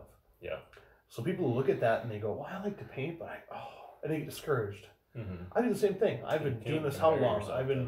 I'm years out of a degree in it, and I don't know. I feel like sometimes I'm like, what the hell am I doing? Yeah. That's why I like having the projects I'm doing now, where I'm trying to open these new things, these new avenues, and push myself. Like, yeah, it can cost money, it can set you back, but if you're not learning, what the hell are we doing? Right. And that's just it. Like, learning takes time. Learning takes... Well, the minute you think you figured it out, you're stagnant. Yeah, yep. I mean, it takes time just to figure out what you want to do. I mean, so here we are in 2019 when I was growing up. I mean, you go to elementary school, they're taught to teach you how to get through middle school. Middle school is taught how to get you through high school. High school is taught to teach you how to get through college. In college, you just algebra 2. Yes, yeah, thank Christ. But it's all it's set up to, here you go, you graduate college, you have your 4-year degree, you get a job, you pay your taxes, you get married, have kids, and die. And that's life. But they don't teach you what if you don't want to do that? Or what if pay your taxes? They don't teach you half that middle ground. Right. But what if you're in the boat like we are? How do I do my taxes? The mitochondria is the powerhouse of the cell. Yeah. Here's a recorder, but how do I buy a house? Hop, cross, buns. Like, goddamn. There's no manual for. I want to open up my own business. I want to be a photographer. I want to start a podcast. I got lucky with mine because I found Casey, who runs Blind Ninja Studios, and he had 5 years of experience for me to kind of build upon that and work with. Devil's advocate, not in a negative way. That didn't teach you how to run a podcast. No, that gave you someone to record it. It gave me a platform. And Casey's a wonderful, wonderful person, and I really appreciate how he does it because, dear God, he handles us well. Yes. A saint. But I wouldn't say that. But no, it's just like anything. Like, I got out of certain parts of shooting because it's just not what I'm interested in, and people, the culture we're in right now is. Not just anything bad about it, but it's very much quantity over quality. Yeah, and that's something. I may not be the best shooter in the world. I very much have my own style. Everyone kind of knows that. Yeah. Anyone who knows me. It's kind of cool. You can really. I see a lot of photographers on social media. You can definitely tell those that have their style dialed in. This is what I like. This is what I'm going to do. Well, social media. Don't like it. That's fine. Social media is creating a weird copycat effect. You know, you're like, you see one person get popular, so you just start making the same thing that they do, or photographing the exact same scene. Like, or how many sell people a skinny tea. how many people have photographed that that plane wreck in Iceland or the big mountain in Iceland or Well, yeah, I mean, there's always gonna be a difference in that, but I look at like I have two things that I shoot. I either shoot my street work or portrait work, and it all just comes down to what I'm doing. I mean, there are several photographers and creators that I look to, not as far as inspiration, just as far as like philosophy on the culture of it and of the industry. And we kind of went into that. And stuff like that. Like, you also have to look at, like, as a creator, what your artistic consumption is as well. Right. It's not just about what you're putting out, it's also what you're taking in, because it does influence you. Yeah. Yes, it does. My two styles of work are either usually my black and white, either portrait or street work, which Ben has definitely made comments on before in the past, or like my more lighthearted wedding work, which is a little bit more airy. I try to make it a little bit more, well, it's less moody because it doesn't really fit it. Right. But it's still very much my work. It's just I change how I shoot a little bit. As being someone who knows nothing about photography, I do appreciate certain types of art, but I really like the black and white aesthetic and the shots that you do with that. Looking over your photos that you just took from the live show that we just went to with Fallujah, Spite, and Whitechapel. The ones that I'm more drawn to are the black and white, and so to try to find the audience that's going to consume that and promote it, if you will, within their friends, because it seems like you get to that level of fame, I guess, for lack of a better word. Like all of a sudden I started following this clothing company, and I know you, Justin, you like the gym, like, hey, go check out this company. You should go. I mean, they have great shoes. I've sent you a bunch of shit in the last week. Yeah, and it's just, where's that glass ceiling? How do I find it? How do I break through to it? Well, it just takes time. It takes time and dedication, honestly. The other thing, which here we are back to dedication, not motivation. Yeah. There's two things too. I see this in the woodworking world. Like, I want to make more complicated, time-intensive things that are going to last forever, and then you've got people that are cranking out slab furniture with hairpin legs, both of which they bought, and they've essentially just sanded and put a lacquer on the wood and screwed the legs to it, and they're calling it woodworking. And they're shipping those out the door for $2,000 a pop, and that like crazy. Is what, a quarter of that? Well, hopefully. But that's like, do you ride the fad and do you jump from fad to fad to fad, or are you in this for a long haul to develop your own style to try and make that corner, like carve that niche of the industry out for yourself? Well, I think that comes back to kind of what I talked about me like backing off, like doing like weddings and stuff like that. That quantity over quality thing is. I shot, a handful of weddings and in the last little bit, and I don't really advertise for it. I don't have them on my website.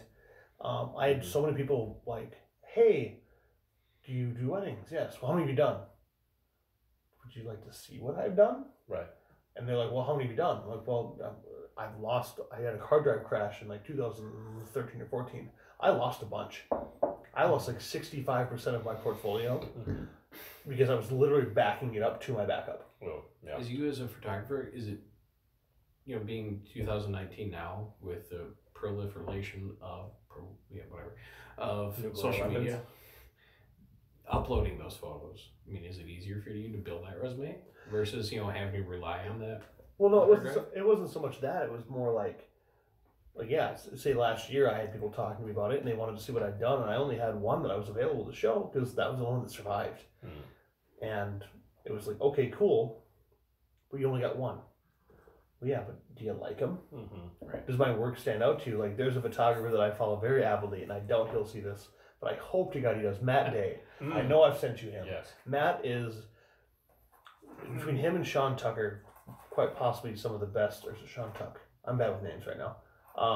Some of the most, actually, influential as far as what they're putting out in the culture, not as far as the work. I appreciate both of their work, but to me, their words are speaking louder right now.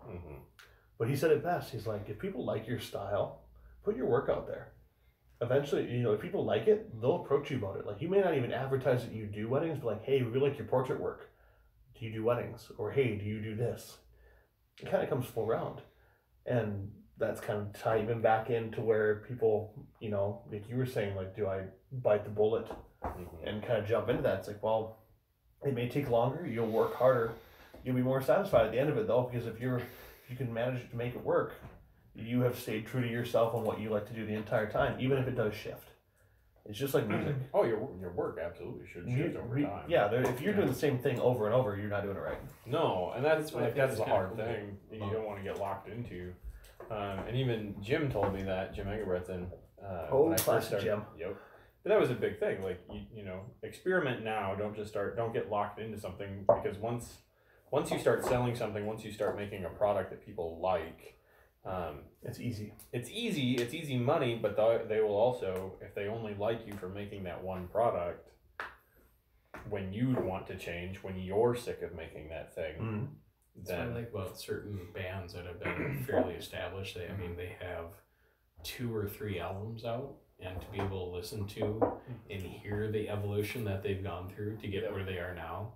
I might necessarily like the first album, but I really like the third. But I can still appreciate what they did to get to where they are. Well, that's a great example, and some of that is there are some bands that do just that. Like they've made the same album over and over and over again, and they are different. Hip-hop bullshit. Well, that's not even. I'm gonna say like my personal example is I love Flogging Molly. I haven't listened to like their last 3 albums because I don't care. That being said, do it, because I did the same thing.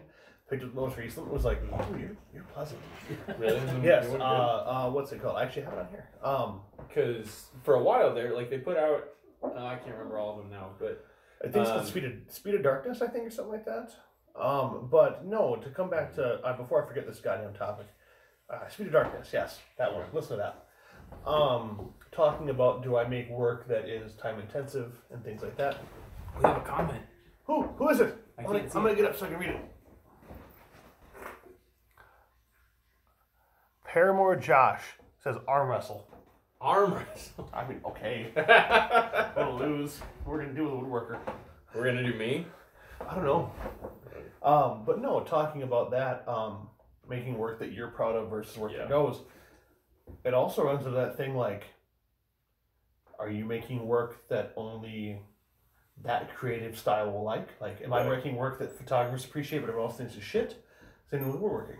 Like, is it, it's cool, this looks really great, but you look at the joints of it and it's like, oh, well, okay. Gordon, that's what we're just discussing. Making work that's either like aesthetic to the crowd or aesthetic to like the maker. Is it something that like, a woodworker would appreciate, or a carpenter would appreciate, or a photographer would appreciate but no one else would? Like, what are you looking at for technicality? I think certain strong pieces in any type of art will speak. Right. But I do think there are things like, I look at some art and I'm like, holy hell. But your average everyday person who has zero concept about the history of that art form is just like, I don't get it. Somebody's named Josh said arm wrestle. So I guess who's up? You two first, and we'll round robin style this. Alright. At least they didn't ask for My Little Pony. I'm really nervous. Let's move some of the gear off the table just in case things spill. It's probably Right hand or left hand? Right. Okay. I'm a lefty, so. this will be interesting. It should be. I'm not. I'm like getting that request. Right? Well, the very first chat comment I ever had was somebody, they said, show me your little pony. And my response was, well, that's for the top tier of my patrons only. So I think we should move the recorder for this. Yeah, probably. I just don't want things to tip over and spill. Congratulations, we are so bored you get what you want. Also, who's Paramore Josh? Do you know this person? Not a clue. Well, hello, Josh. You get your wish. How's it going? All right. Gordon, you want to officiate here? Yep. So, lock arms. I don't know how this. Go. No kiss. Yes. No kiss. Hug it out. Maya. Hind, crouch, touch. All right. Yeah. No cheating, fellers. All right. Corey, you want to cut it out? 3, 2, 1, go. I'm gonna lose. I can feel it. And those of you listening there, at a dead stalemate. Holy cow! He's got the wrist advantage. Ben is kind of cocking his wrist a little bit, but not too much. And What Ben happened? gave out. Ben's. I just held you, basically, is all it was. Yeah, old time. You right? No, that hurt. Was it the hit, or is it just hurt the No, arm? my shoulder. Oh, shit. I might have bad rotator cuff. But the vest is supposed to make you tougher. Oh, did you hear my wrist go as soon as I went? Yeah. All right. Me? All Bring right. it on. I'm going to lose now. Well, I know I am, because you lift a lot of heavy things. I would never. Never. No, well, no, you lift them, but you fuck up your knee sitting. Yeah. What do you do with the arm there? What is that for? This sleeve is so it's not all bundled up on my elbow. Fine. I was making the point of, like, hard on there. I think I only got that one because I, like, outlasted him and you couldn't take the pain. It's probably what it was. Yeah. Yeah. Ben, you can officiate. Hold on.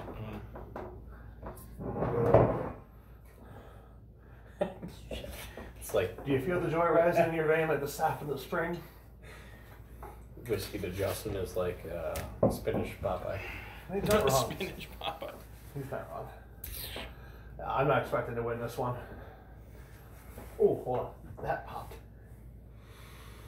There we go. We're all getting old. All right. Did you get grip on there? Yep. 2, 1. Oh fuck. Ha! Hold on. Anytime now. Shut up. Jesus. Ready? Yeah. 3, 2, 1. Jesus Christ. Fuck. Ah, damn it. How? No, dude, what was that? How? I'll get it a little bit further, but how did I beat you? There's no way I should have. Alright. It's that whiskey. Ready? Go.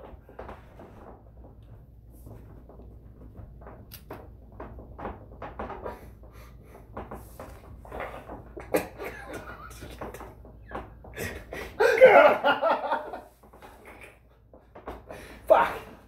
How am I that guy? Got a woodworker and a strongman and the bartender wins? Gordon's taking off his shirt. Ah, shit. Gotta go. Somebody sit back down. We got an empty stream. Ow. Listen, No, all of a sudden, remember, well, we talked off air about my bicep pain. You go lefty? No. Because I'm a lefty. It's right here, that same spot. His was his shoulder. Yeah. But, yeah, so, Those of you listening, reigning champ. Justin wins in the arm 3 for wrestling 3, I contest. guess. I'm gonna go pee away my victory. Kiss it away.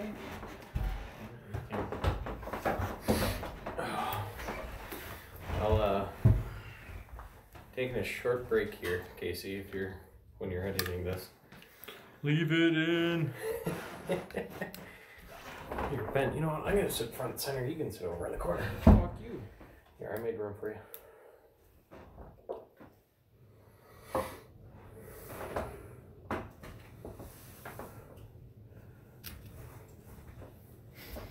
Alright, fine. I'll sit over You can sit over here.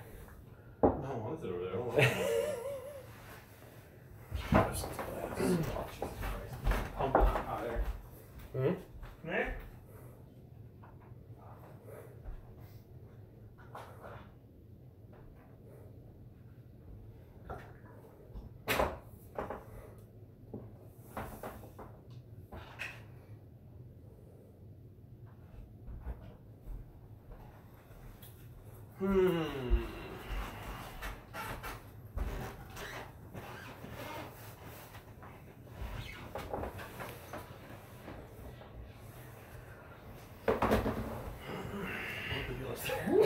I'm honestly. No, You let me win. no. Well, I was talking to you about bench press, and I had that weird pain on my right arm, right where the front bicep meets the front delt. It just fucking hurts for no reason. So back to topic. Yeah. Which one? All of them. That's gonna be dark as shit. Yeah, it is. Yeah, where were we on the subject? Not about art, mostly art and like how people get discouraged and stuff like that. It's part of the process. It is. Well, I mean, I think It gives you a challenge to overcome. Well, I think a lot of it too, like the best work I've ever made as far as like fine art. Like I don't do as much of that anymore because I don't have access to like a sound stage essentially to build it. But the best work I ever put out came from hardships. Right. Would you guys say I mean, the way our education system is set up, you learn a subject and regurgitate back onto a test. 100%. It's kind of pass fail, but I mean, there's no. I've never once like I spent. And is there a way to teach? I mean, if you fail, you fuck up, and it doesn't work, and go back again. In theory, I have a two-part. I'll finish after him. yeah. In theory, that's the way it should work, and that's kind of the idea of. Is there a good way to teach that, rather? I mean, that's just it. You say, hey, this is the thing. You go out and you attempt to do the thing. You fuck up, and the teacher tells you, here's what you can improve upon. The goal of teaching is, again, not to make people understand the exact same thing, but to make people who want to. They want to learn. Make the process work for them. They want to be curious. Yeah, like, I fucked this up. How do I fix it? Mm-hmm. Not, did I get the right answer, but... How do I make what I set out to make, Yeah. or get the answer I wanted? Like, that's the thing that you really want. And I use that as my example for myself. Like, I was a shit student because I was the student that figured out I can get a B in almost any class without fucking doing anything. Mm-hmm. I don't need to study. I don't need to, like, I can put in minimum effort and pass. I have a three-part now. But the classes that I really fell in love with were the ones where I encountered something where I'm not instantly good at this. I have to put in some work. Mm-hmm. I have to figure And it it is out. discouraging. Like you will have days that go that. But I guess my three-part rebuttal here, not rebuttal, but I guess commentary. Response. So shit student as well. Mm-hmm. I hated lecture classes. Hated them. I had a couple that were really cool, a couple I really appreciated, a couple we got drunk for. Mm-hmm. But at the same time, like I was warned, you know, hey, don't being art students, do not let your like last 2 semesters be only studio classes. Oh, I did one that way. Because you will die. No, I did my last 3 that way and I loved it. Mm-hmm. I thrived in it because I got to create. Like you said, problem solving is what you're teaching people. Like if you teach them to create, you know, anything or find that right answer through problem solving, critical thinking, you're teaching them how to be a person. Yeah. Yes. Whereas like I remember I had it was an algebra course and the professor, I remember her name, but I'm not gonna say it. She was a lovely lady. She really was. But I also think she got really, really high. A lot. Like we would have, you know, the giant like 8x12 like whiteboards in the front of this math class, and she would write the entire class equations and all that. And then about halfway through, she'd be like, "Oh, wait, I did those wrong. Erase it." I went through all like my last 2 weeks of that class. I don't know what the hell was going on. I got like a D because I don't know what the hell I'm doing. The final week, finals week, I remember I was in the dorms. It was my freshman year. Freshman or sophomore, I forget which one. I had locked myself in one of like the study rooms in the basement of like our dorm for 8 hours. Wolf. And I started at the beginning of my textbook and taught myself how to do it. Just by basics, just working my way through, just as with our process, which now makes sense why I pick up things the way I do. I got a 98% on my final. Nice. It saved my grade. But at the same time, you know, that creation process, you also start pulling off of different things. Right. Like me being in studio ceramics, like an advanced level ceramics, advanced level photography, like beyond what their studio was, because it was my major, studio glass and all these things at the same time, you start to look at things in a different way. Yeah. Even if it's just your everyday life. Like I look at, you know, things I'm interested in shooting, and obviously very much bar culture is a thing in it, but I look at like photographing Minnesota's Strongest Man with you last year. Like those may not have been my best work, but it was really interesting to see and try to figure, okay, well, how can I make this work? Right. Especially not being a commissioned photographer, if you will, for the event. Yeah, no, I came with because I wanted to support you and I wanted to have a good weekend. Instead, we slept on patios. Well, you slept on patios. Yeah. I was a little tired after that. I don't know why. Yeah. We're sitting on a patio in St. Cloud having a cigar and a cocktail, and he's like falling asleep into his drink, and the bartender's like, "Is he okay?" I'm like, "Yeah, a couple 1,000 pounds today he picked up, so it's fine." But no, it's very much that problem solving thing, and I think people really need to figure out how to do that. I mean, granted, the education system is what it is, very much for profit right now as far as like additional education, Right. like higher learning. Yeah. But at the same time, there are those who believe in it, like watching a couple of professors at River Falls that were supposed to be let go, and the students put an uproar in and like literally turned over the university, and now they still have their jobs.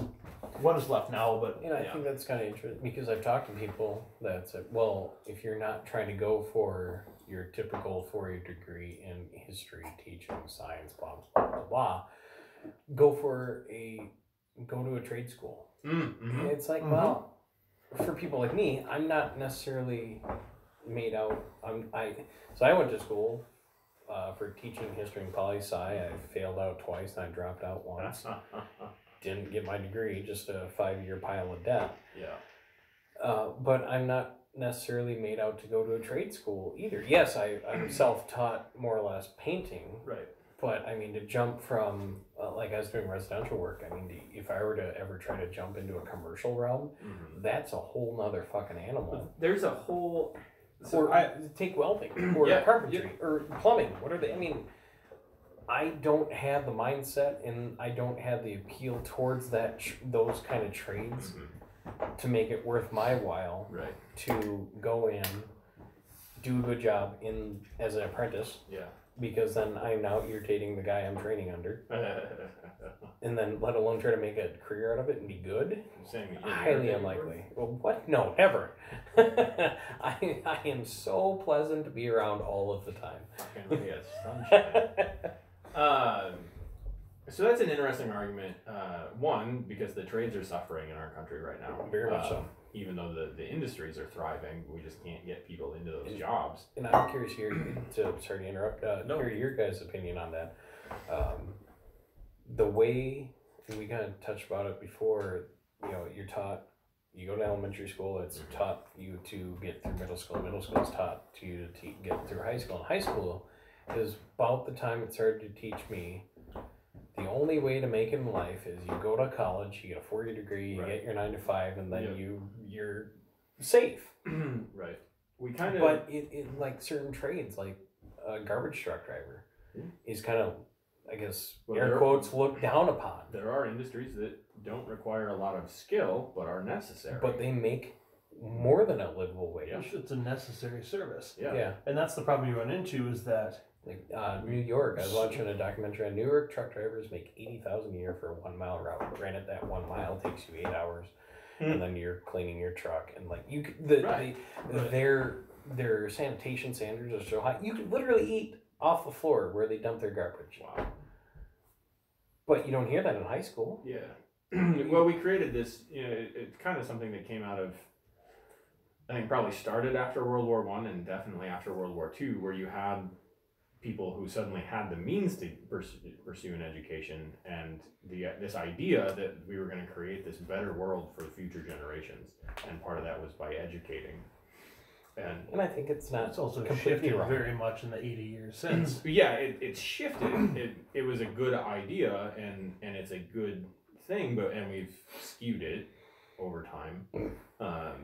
Because now no one really cares so much what your degree's in. Right. Like unless you you're have getting to have a college degree. Unless you're getting a master's or your that's doctorate or whatever it is. Like you think about people go with like a 4-year psychology degree, especially. If you have a master's, you can't do anything with it. No. But if you have the college diploma has become the equivalent of a high school diploma. Mm-hmm. We pushed that. Nowadays, you need a 4-year bachelor's just to get an entry level. Well, it's just like us. Like we have a 4-year degree in our respective mediums. Right. Does that teach me how to run a business doing it? No, it teaches me how to make it, or what I focused on while doing it. Based on the textbook written by the person that not even that. Kind of made it. I mean, in most degrees, yes, but like especially in ours, very much not so. No. But you're also looking at it's a very different world too. Yeah. I would say art is kind of a. Oh, I'm gonna have to plug my phone in here. Well, that was talking about that. Randy Johnston. Love me some Randy. Yep. But I remember he made a comment. I can't remember if it was like an art department picnic but his comment was he could never advise someone to go into the arts if they weren't also willing to spend several years or all of their years driving truck to make money. Oh yeah, no, absolutely. Or doing some that's- similar thing. That's kind of where we all are right now. Yeah. That, you know, anytime you want to break the mold and not rely on someone else to pay your bread and butter, It's a big sacrifice. yeah, you have to really work. And again, you're building yourself. You're learning. You are building your client base. Assuming you put in that kind of work. Right. Well, that's where I kind of come into it now, and I mean, like, I'm not going to get into my personal life stuff, like that's not a topic for this podcast. Mm-hmm. But I have a under 10-minute setup pop-up studio ready in my apartment at any given time. Yeah. I am ready to like shoot full-on portraits. Mm-hmm. I'm going to try and sell prints, things like that. Things like that, like, you know, like we kind of discussed earlier, but kind of missed. Mm-hmm. I am fully content in the industry I'm in because I want to be in both. Right. And that's rarely you find that. Mm-hmm. Rarely does a passion project and a paying passion project line up. Right. And that's what, like, I really do enjoy the event industry, but I can't, it's such an all-consuming thing that I can't manage to do both. Or at least not in the capacity that I was at the universities. Well, no, and that's kind of where I come into it too, like discussing what I wanted to do long term, like, you know, manage a bar, a bar program, build cocktails and good beer and hospitality and stuff like that. Like coming back to like the trade industry. I mean, how many years ago was it still considered, not that many, that bartending and serving was not a real job? I still get that question 3 times a shift. Right. I work 5 days a week. Well, what are you gonna do after this? Well, this is it. Mm-hmm. Right. Like, I don't understand that. Like, why have Things we are looked created down this? Yeah, this. I absolutely consider that a trade also. Exactly. It's a service. It does border into the art form depending on what you're doing, but it's absolutely a right. trade. Like, yes, there are people that, you know, they waitress while they put themselves through school, or they bartend while they, you know, whatever. They pick up these side jobs. There are people that come in and lay pavers for landscaping. You know, every industry has grunt labor, but there's always a step above that. You know, the grunt labor is always entry level. Get your foot in the door. Your goal might be to work up into that industry, Or it might not. but more often than not, you're just looking for something to pay the bills, and you're moving towards something else. But if you do work, But you have to start You have that place to talk from. Right, and it doesn't mean that I'm that's able not to- a real job Well, or a career. Yeah, I think and more. I'm able to career's more sell. apt. I sell paint now because I used to apply it to houses. Right. And I have a foot up on the leg, or I have a leg up on the competition rather. Leg up on the foot? Yeah. About the competition, a lot of the reps, because they're going, and even within my own company, and the guy I replaced, because They've never painted a house. they read out of a textbook. This is what this does. And then I go to my customers, well, I don't like this product because your predecessor said this is how it's supposed to work and it didn't work that way. I go, well, I mean, he's not wrong. However, here's my experience with it. Yeah, but here's what it's supposed to do, and here's how it actually does here's that. reality in northern Wisconsin versus in Ohio, all their where testing was our done in H&Q Santa Fe. inside a We are a very closed odd laboratory. place. Yeah. It Yeah. snowed today. Yeah, and here we are in friggin' May.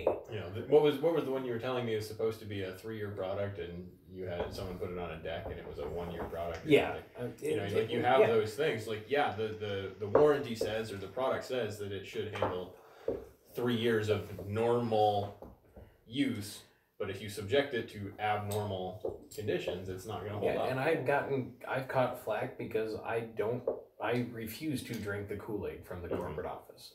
I'm sorry. Well, I think that's what's nice. Put a fucking test site out where I live, and then sure, maybe I'll subscribe to it. Until then, get into reality. Yeah. I don't care what your degrees say, because you read a textbook for 8 years, you now have a master's or a doctorate, and you're in the R&D department, and this is how it performed under controlled area in a laboratory.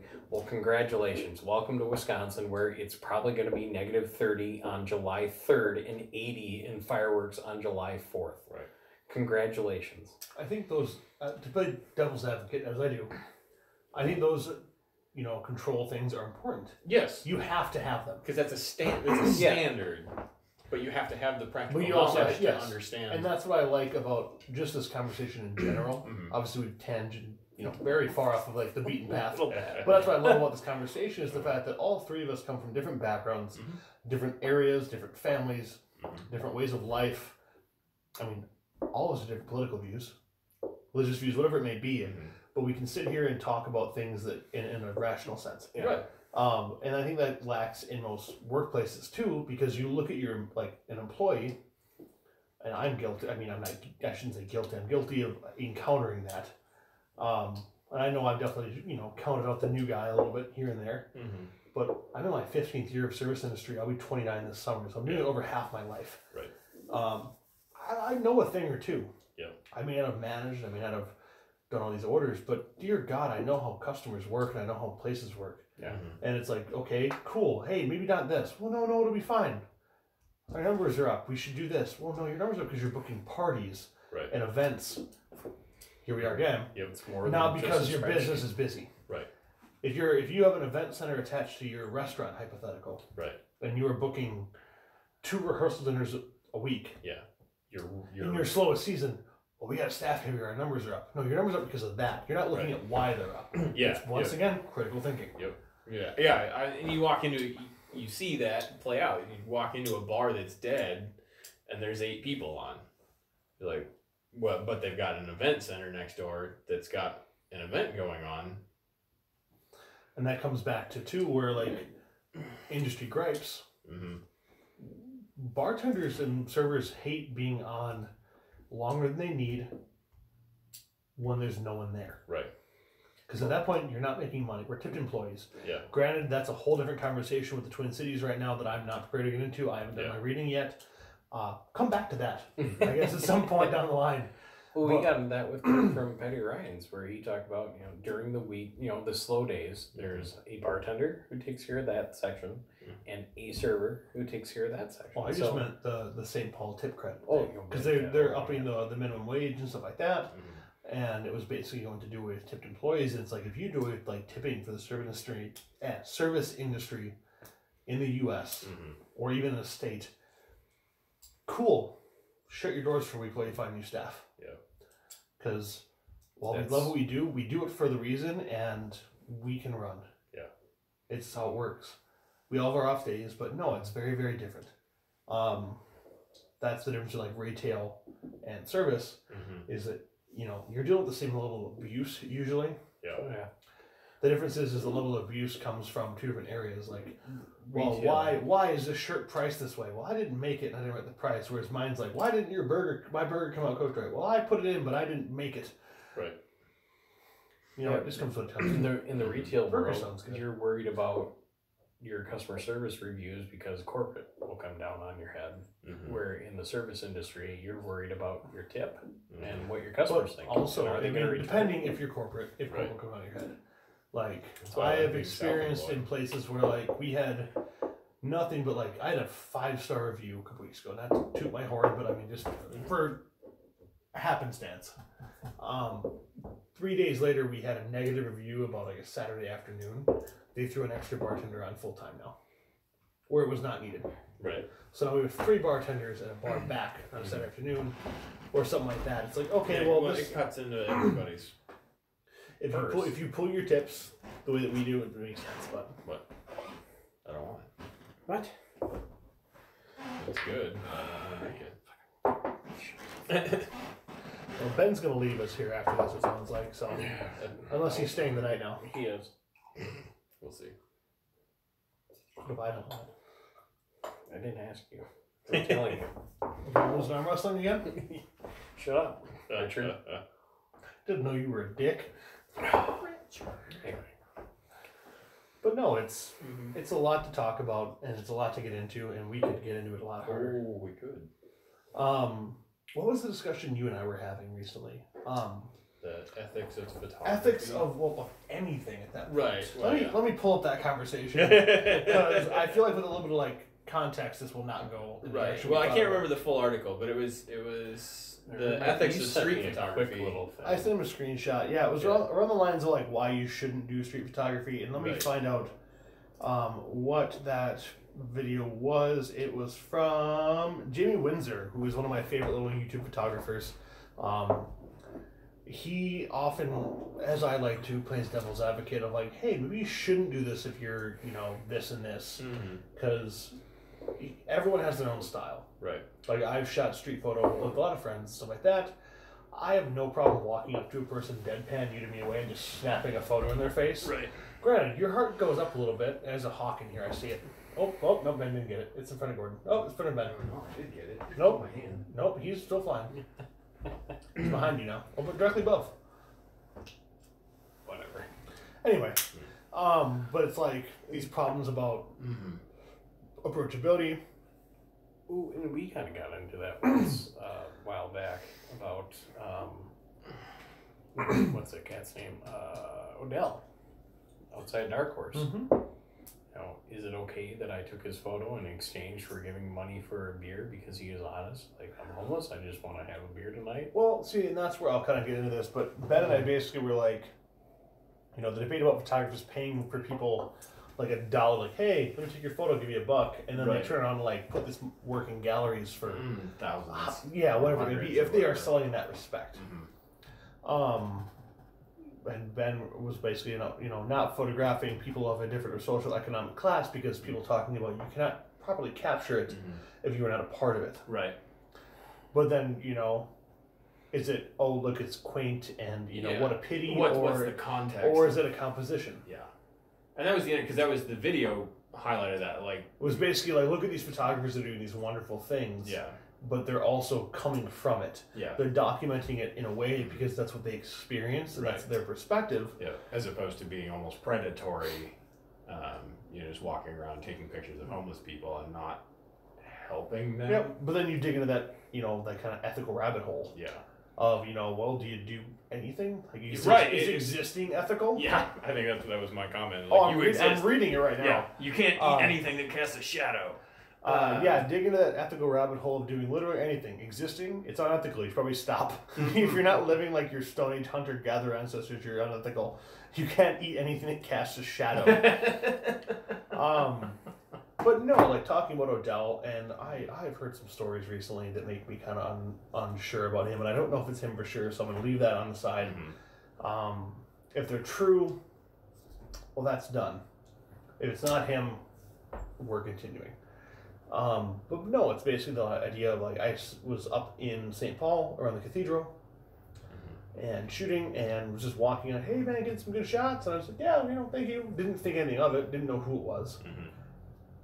Chatted back and forth while I'm like still shooting. After about 5 minutes, I turn around he's like, hey man, like I don't mean to be weird. Do you have like 50, 60 cents? It's like August. It's hot.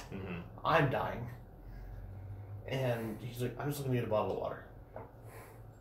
And I was like, well, shit, man. Like, thank you for the good conversation. Like, you were super polite. Like, I'm not saying you have to be, but obviously, be good to people. Yeah. Like, like manners are important. Yeah. I think so anyway. And I'm an absolute asshole. But I gave him like a 10. He said, well, at least, take my photo or something. And I got a really, really nice shot off of it. Like, you guys have both seen this. Yeah, it's good. And I didn't know what to think of it. I'm never going to sell that photo. I'm going to put it out there. But I'm never going to sell it. I'm going to make money off it. But there are people that do that. Right. But there are also people that flat out walk up to someone and go, here's $1. Let me take, rapid fire photos. Yeah. And then they turn around and sell them. Well, there's also people that wouldn't even pay. They don't say anything. They just stuff the camera in your face. There is a difference there, I feel like, between a person who is homeless and a person who's just walking on the street. Right. I'm also not the person who will ever shy away from asking to take a portrait. Yeah. Like one of your favorites that you ever expressed to me was the guy in Madison. The beard. Yep. He was smoking a pipe and he has a big beard and he's bald and all this. And he's an old cat and it's just like, hey man, your beard is wonderful and I really like your look. Can I take a photo of you? I'm a photographer. And he's like, sure. And every time I bring the camera up, he'd take the pipe away. I'm like, God damn it. And I eventually got one of him like blowing smoke a little bit and I snapped it and was my first street portrait ever. And that it's very different. That's not someone who is in need of something. Right. They may be. Yeah. But it wasn't an interaction for currency. Yeah. There was no money exchange, no nothing like that. So where do you draw that ethic line, I guess? Like, where are you paying someone? Like, okay, we pay a model a couple $100 for a photo shoot if they're willing to do whatever. But you also look at like, okay, I'm going to pay a homeless person, whatever for a street photo. It's like very different. How do you compensate for time? Yeah. How do you compensate for life? To be the devil's advocate on that, I mean, That's my job. yeah. If you don't photograph them, I mean, people That out was there just my aren't point. going. Yeah, Yeah, they're not going when- to see what that life could be like. Yeah, or my is reaction like. to the comment in that video, saying that you shouldn't or it's unethical to photograph people in a different situation than you are. Well, like, how is that then going to be documented? Because a part of photography is just documentation. I think the biggest point in that was not so much about like how do you do it and not hit it. I think it was doing it with no respect to it. Like that's one of the biggest things, and I know you agree with this as well, and I'm sure you will. Is if you are documenting something or creating something that is not traditionally yours, you have to pay proper respects to it. Like you look at, I mean, like for me, ceramics being a big part of what I did, and I really miss it a lot. But you look at like traditional like tea bowls, like unomis and stuff like that. There's a culture within that. Right. If you're not paying respect, like you can put your twist on it, but pay your respects to it. Don't make it. It's hard to explain. Like it's a feeling more than a way of like existing with it. Right. But it's basically pay your respects, make your addition to it, but understand where it came from. It's just like doing the photography in that sense. That's context. Yep, you're doing something like if I'm photographing a person who is a street vendor and they like we just got done talking about the street food documentary on Netflix. To us, the lady in Taiwan, I cannot think, or not Taiwan, Thailand. Yeah. I cannot think of her name for life of me. I just got done watching it. Where's the goggles? Lovely lady. She was awarded a Michelin star for her street food. She's been doing it for 35 to 40 years. Wow. And one of the only in that area to get a Michelin star. Of any kind of food. Well, rather, she started off as street food and she worked, I mean, literally bust her ass off for 40 years and to the point where her daughter or granddaughter opened up the restaurant because they're just running out of room. Well, they were running everything out of like basically a rented kitchen space. Yeah. Where they would prep. And then everything is cooked in the street. She has been doing it for whatever. She's 71 years old. She cooks every dish that anyone touches by hand. She is the only street food vendor, I believe, in Thailand to be awarded a Michelin star. Wow. It's not awarded to her restaurant, it's awarded to her. And it's incredible to think about that, but if you walked by and didn't know who she was and photographed her, or, whatever, you may not know that. To anybody else walking by, like, it is not a pretty thing. It's beautiful in my mind. Yeah. Knowing how I looked at drinking food, but it's very much not the same. Right. It's not your 5-star restaurant. It's open air and they have a few tables set up around and she's just busting ass behind in the kitchen. And she has those goofy bomber goggles Everything on because I saw it's just of her- hot as shit when she's throwing shit on the She's keeping oil out of her on eyes the- too. Yeah. Because it's big walks, like they're frying omelets in like an inch of oil and shit like that. Like it's wonderful, but it's one of those things where like, for me at least with street photo especially, and I'll kind of like lead this tangent at this. If I'm not taking a portrait of a person, usually, if it's just like setting a scene where it's like engaging elements, I'll just do it. But if I'm in like take a portrait of someone. I usually try to get to know them just a little bit because for me, you're capturing personality. That's where portraits came from. It wasn't just about tone colors and your black and gray gradients, whatever it may be. It became from a personality and capturing that person. Right. Yeah. I mean, Which is it why- came painting, so you can't. They were often multiple sittings. They were very rarely were they just a one and done. So your whole thing was the composition, the clothing, the It was pose, them.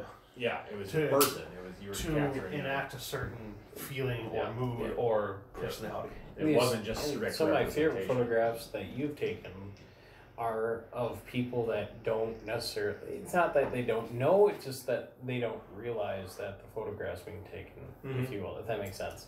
Can you give me an example? I mean, most of my people know. Most I'm sure, recent, right? yeah, most recent, Darius from Spite. Oh, if you're talking about live concert, Where- that's a whole different. Yeah, I know, right. but I mean, he's not focused on. He's focused on the song that he's performing. Right. He's focused on the feedback from the crowd. Granted, I mean, Minneapolis here. I mean, that's a Apparently, a whole nother thing. apparently, a very big fan of his, but But he's a big fan of that. yeah. Like my But per- one of my favorite photos ever. Same bar, or not? What bar? Amsterdam. There's a gentleman. I can't remember if he's in a booth or on the bar itself, and he's just reading a book. I think it was Amsterdam. Yep, I know. It's Francis, actually. Francis Duda. Yeah. But he doesn't look like he knows that you're taking a photo. He didn't. I am guilty very much of, especially at bar tops, because I'm very wary in bars. I will not make them obvious, but I'm also very critical of photographers who shoot in restaurants and Right. bars. But Because that's just it. Like I know you giving me shit. But when that's you what I come like out is when people, for doing that. when it's more I just- natural. I just try to be careful about it. Yeah, Like, and it's smart. it just depends. Like, if I'm shooting something, it's just like, hey, this might be cool, but I always show them afterwards. Yeah, Since they and I become friends, because I showed him the photo, he's like, holy shit. and it's a really good photo, and it would have Yeah. been a super missed opportunity if you hadn't. But then it would be ethically wrong if you went and showed it to him and they were mad about it. If he was mad about it, I would believe it. Yeah. That's always been my policy. Yep. Like, anybody on the street, like, I don't shoot with a DSLR on the street anymore because if I level up, even, you know, what you have for, like, your Minolta there, if I level at somebody's face, they're like, what the hell? Yeah. Because the culture now is very much more apparent. Yeah. But if you take, like, my rangefinder, you know, and bring it up, people just, don't really think much of it. But it's very much a thing where, like, if you're really upset about it, I'll delete it. I don't care. Yeah. I'm not really upset about it. So we can find that. No, and those are the types of photographs that I really like to look at, is because they're not a portrait, they're not staged. You can tell it's just people. Yeah, it's not posed, being it's people. It's candid, and that's my personal preference towards. Well, and dear God, the debate on style of street photography, what defines it, is we don't have the time. No, that gets ridiculous. But yeah, yep. No, that was amazing. But that's where, like, because really that almost it's a portrait of a person. You're capturing It's a person, absolutely a but it's portrait. also a composition. Like the light lines up, you've composed it, but you haven't directed the scene. Yep. And that's kind of the fun thing. It's you're more like you're documenting. You're not. Well, and that's where it comes into the debate once again for street photo, especially, Yeah. which, like, I consider myself a street photographer. I mean, I don't put the label on there hard because a lot of my street stuff is architectural or like if I'm shooting with my digital, I'm shooting in black and white through my rangefinder because I use the electronic viewfinder. Yeah. Because for me, like, I think a lot of things now, and something I learned in college, is that everything is very much like color based right now. Big bright blue colors. It's amazing. Oh yeah, absolutely. But okay, its composition is shit. But it's But bright look at and the it's colors. bright and it's beautiful and it's colorful and okay, cool. So when I shoot black and white, I'm a moth. Yeah. I'm drawn by light sources because they create a different tone, a different idea. And our good buddy Kendall, I actually recently showed him how to take, I don't know what model Canon he has, it's a DSLR. Showed him how to change it into his view mode where it's still shooting raw like I do, but he's viewing in black and white, and the kid almost peed himself. But he like hugged me. He was like, Yeah. dude, I've been trying to do this, and I was like, Canon men use them and did it forever. Yeah. Which, hooray, let's do Sony now. But I have one other one that I was just thinking of with the idea of that kind of stage thing. It's also at the Amsterdam. It was this cat. God for venues without photo policies. Well, no, this was at the bar again. Right. And I'm blanking on his name. Oh, nice. Similar idea. Other side. Meh. Kind of. Just a little. Pour your damn self. What is this? If you're not watching live, we are pouring 2017, 2016 Demeter's Choice Barrel Aged Barley Wine Ale by 11.3% by Pitchfork Brewing Company, Hudson, Wisconsin. I'm going to eat here eventually. Yeah. Like I said, what pizza are we ordering? Well, we gotta go through this first. No. There's 9 more beers in there. That's it.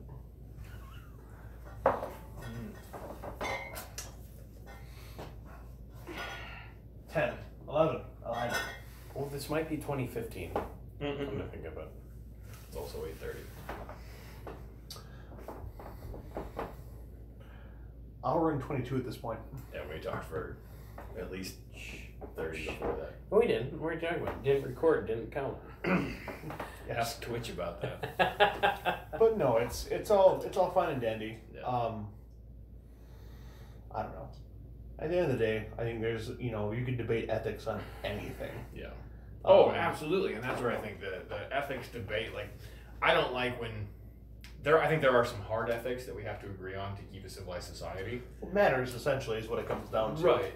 But then you can back yourself into a corner when you go way down the rabbit hole on ethics in either direction, whether it's unethical or it is ethical, and that's where it's just like it gets to a point where you're like, I think one of the things that video made a comment on is it really is its personal choice. You kind of have to decide your own ethics. But also to be ready to back him up. Yeah. And I think that's where we very much run into a thing. And this is kind of my outro, I guess, for my part of this conversation, is very much with anything, and it's very relatable to things going on in the world right now. When you take anything to an extreme, usually not great. There's things right now that are happening that extremes are being brought up, like, well, why does that have to be the example? Well, because people don't tend to listen or at least take notice unless it's extreme. Yeah. Like, I shouldn't have to explain it in this way, but to get you to understand at some level why it may or may not be right or wrong, Right. I have to go to this point. Yep. And that's very much a thing right now.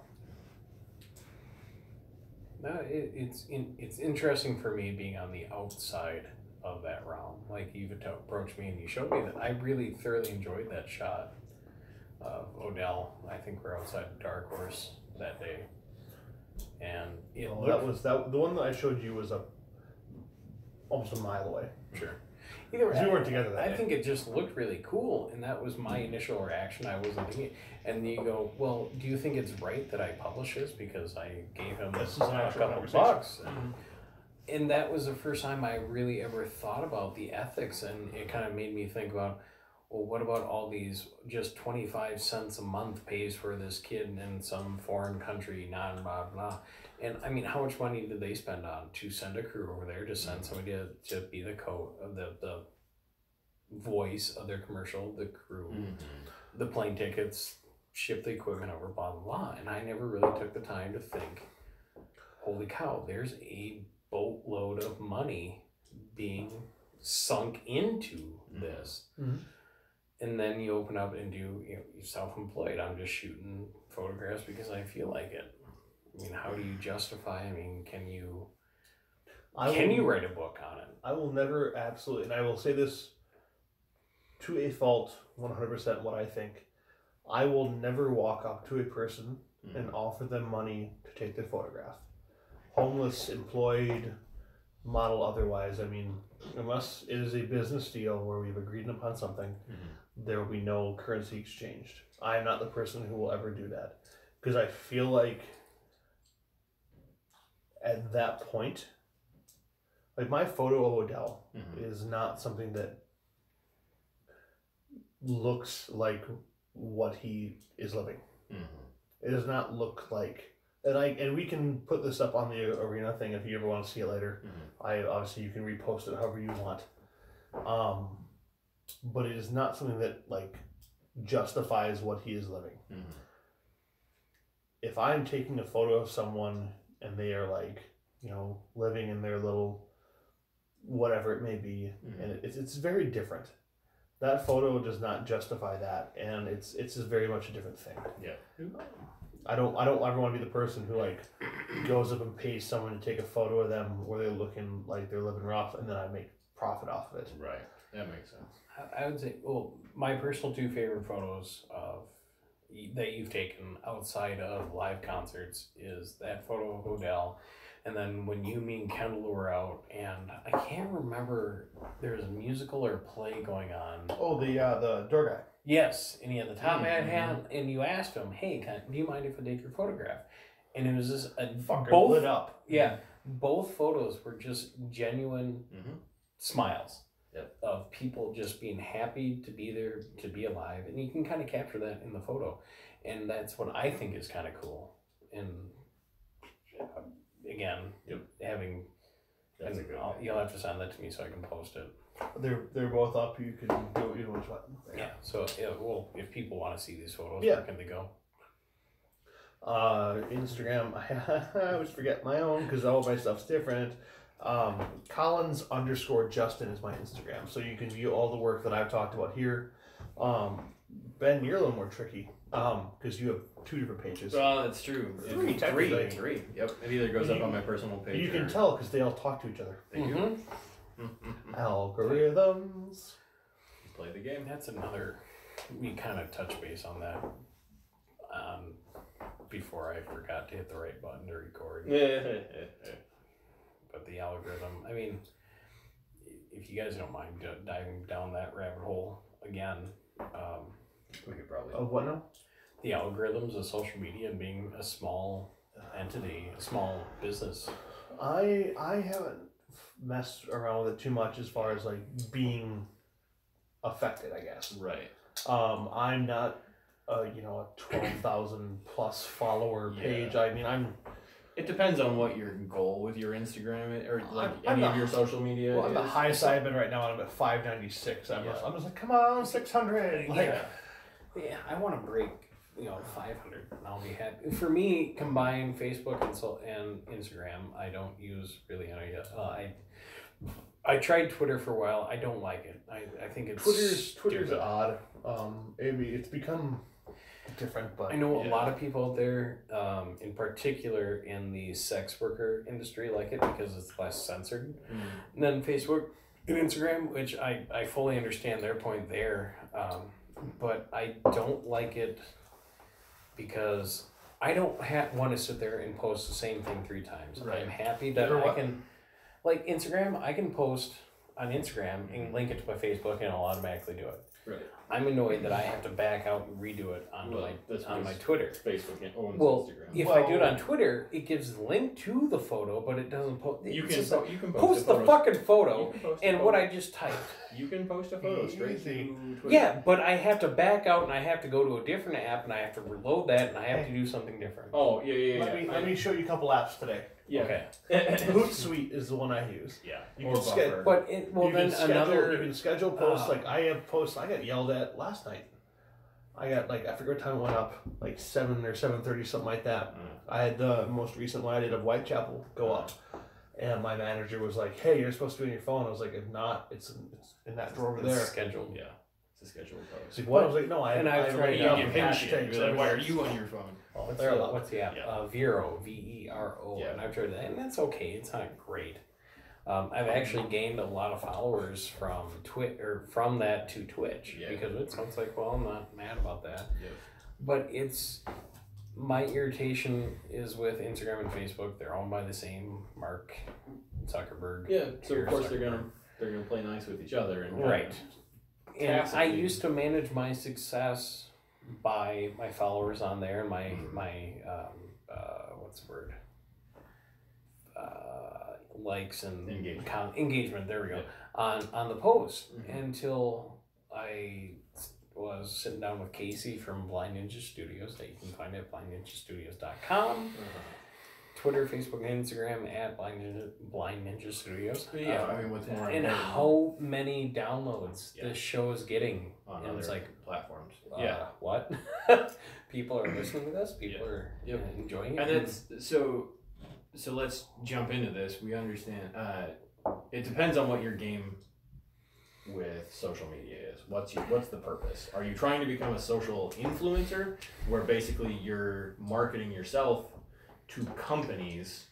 You're trying to intentionally build a following so that you can be marketable to companies who will then give you things. This video is brought to you by Squarespace. Exactly. Yeah. Or like we're reviewing this product, and the as I've researched this a little bit, I can't say anything against that because I mean, well, Ben, I gave you Duckhill Workshop an ad slot on the show, and I gave Blind Ninja Studios because frankly, I wouldn't be able to do the show without either two of you being there. I mean, you're my co-host, and Blind Ninja Studios, excuse me, is literally the studio that we record at. Yep. But yeah. And so that's kind of the if you're trying to become a social influencer where you get paid by companies. So stupid.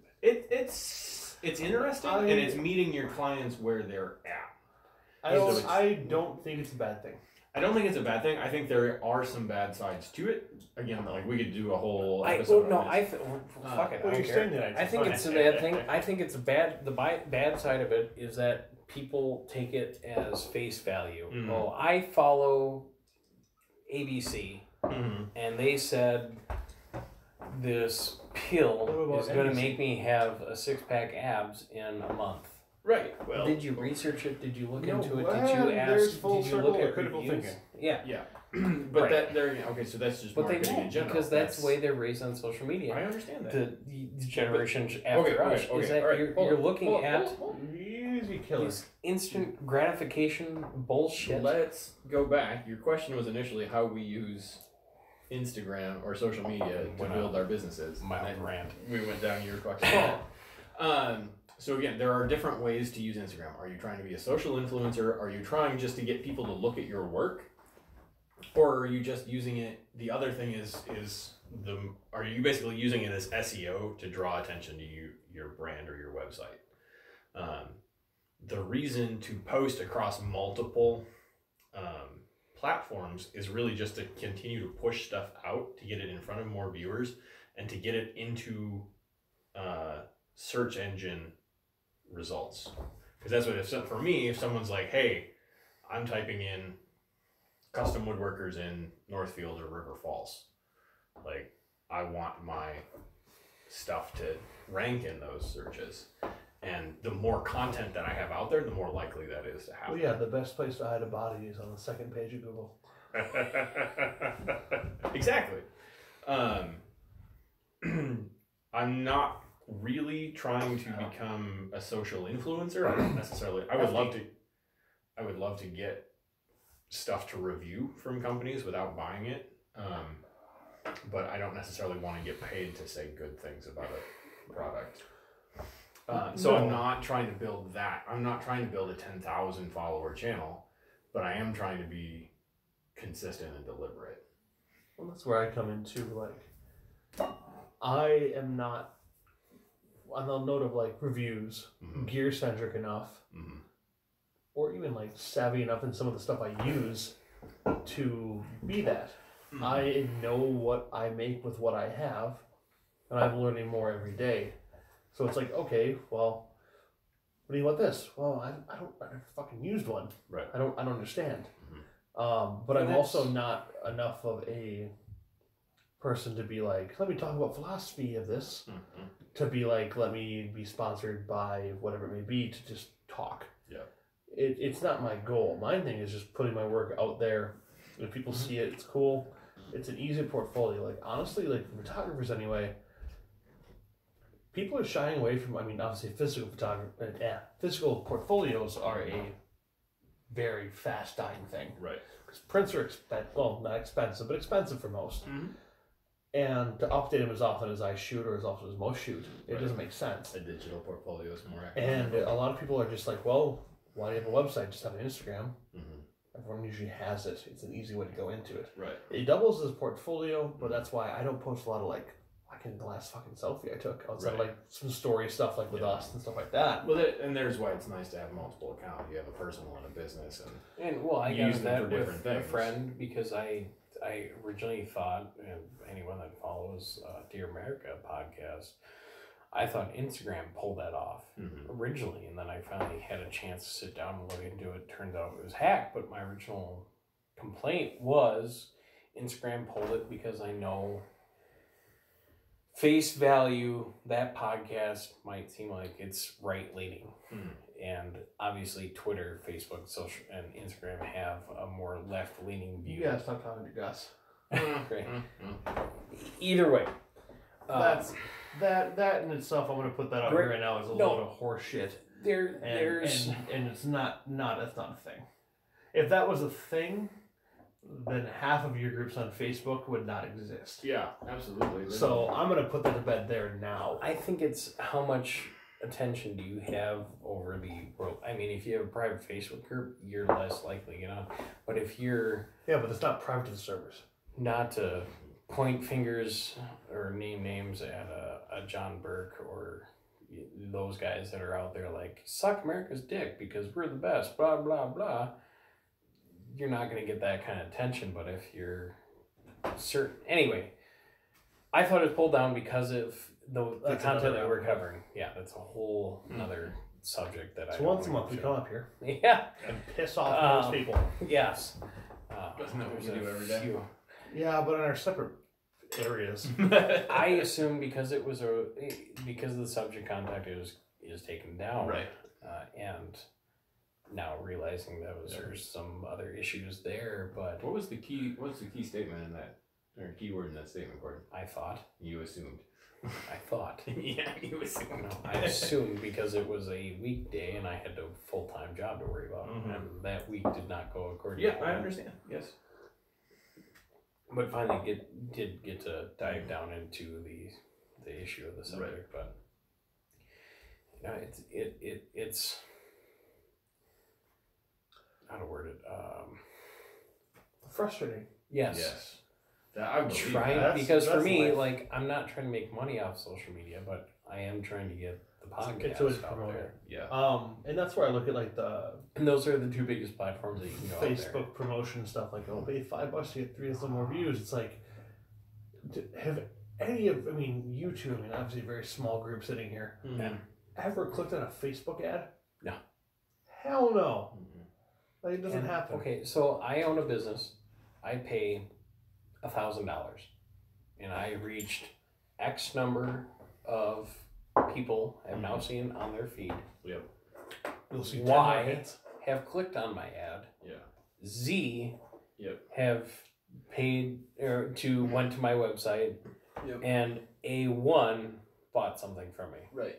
And those And of two, you like- listening, I have gone in a downward triangle. Yes. So you start at 100% and you've worked your way down to 2%. Yep. It's a funnel and it's a statistics game. Yeah. That's what I really like about doing YouTube. So the new YouTube studio shows you some of that. They show you the impression statistic. Like, hey, this is how many people that we've put your content in front of. And it's staggering. You said like, oh, like 11,000 people have seen my video show up in their stuff. Only 4% of them have even clicked on it. But And then- I've listened to some of the OG YouTubers out there. Furious Pete, who you and I have talked to many a time. But also, who were look there at how long he was pre-algorithm. there. Well, he was there pre-algorithm, and he's talked about how the algorithm has affected his sales on his website because less people, even those that like me who are subscribed to his channel, don't see his videos when they're produced. And I'm a little behind, obviously, because life happens. But for someone like him who has millions of followers, and he's only seeing less than 50%, That's also a t-shirt. Life happens. yes. I'm gonna make that. I mean, for me, I have on Facebook we'll say 500 followers. Yeah. 20% actually see my post Yep. when I put something up. Yep. And it's beyond frustrating. It is. It's dumb. It's really annoying. Granted, I have an advantage because I'm not What? horseshoe, or I'm not. That's where the consistency comes in. That's where setting up like if you want to get your stuff out there, it's being consistent and then calling out for engagement, because the more people engage with what you're putting out, they're not just reading it, they're liking it or they're commenting on it, but that triggers their algorithm. Stupid fucking engagement. Games, if you will. I mean, that's what it is. Comment Duckhill Workshop letter by letter, and I will send you a free bullshit T-shirt. Yeah. Or a Polaroid of me holding a chainsaw. In this case, more likely a bikini or a female with a. Yeah. Yeah. So there are some interesting things about it. It's beyond infuriating for me. Yeah. Because I'm out there, I'm trying to create an educational podcast for people. Right. And I have less followers. I have less.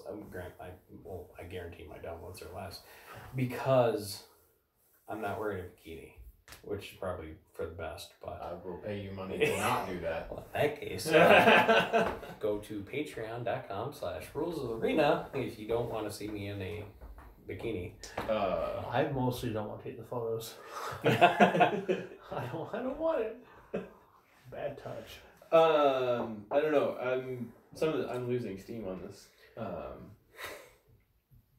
You're losing steam on life. Well, The coffee's right around the corner. I've had 3 cups. That's I good might start. have one now. Actually. Yeah. That's all tasty. So again, though, it's consistency and building your audience. It takes time, and it's actually no. Sorry, I didn't like this one. I don't want it. I don't like it. I'm sorry. This stuff, like sitting on aging high ABV beers, have never been my That's fair. forte. No, yeah, but go back. No, I'm not bitching that like social media shouldn't be hard. I just don't like the sway.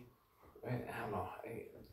The necessity to pay to see people view to see your post. Yeah, and that's like I Because think you just commit. The three of us, we don't have the budget for it. Right. We can't afford to throw $1,000 a month or a week. You're right. At Facebook. I don't disagree with you, but And when they're the how, two largest platforms, being Facebook and Instagram, out there, I mean, that's the easiest way right to reach people. But the flip side of that is if they didn't sell advertising, they couldn't make money unless they were selling membership.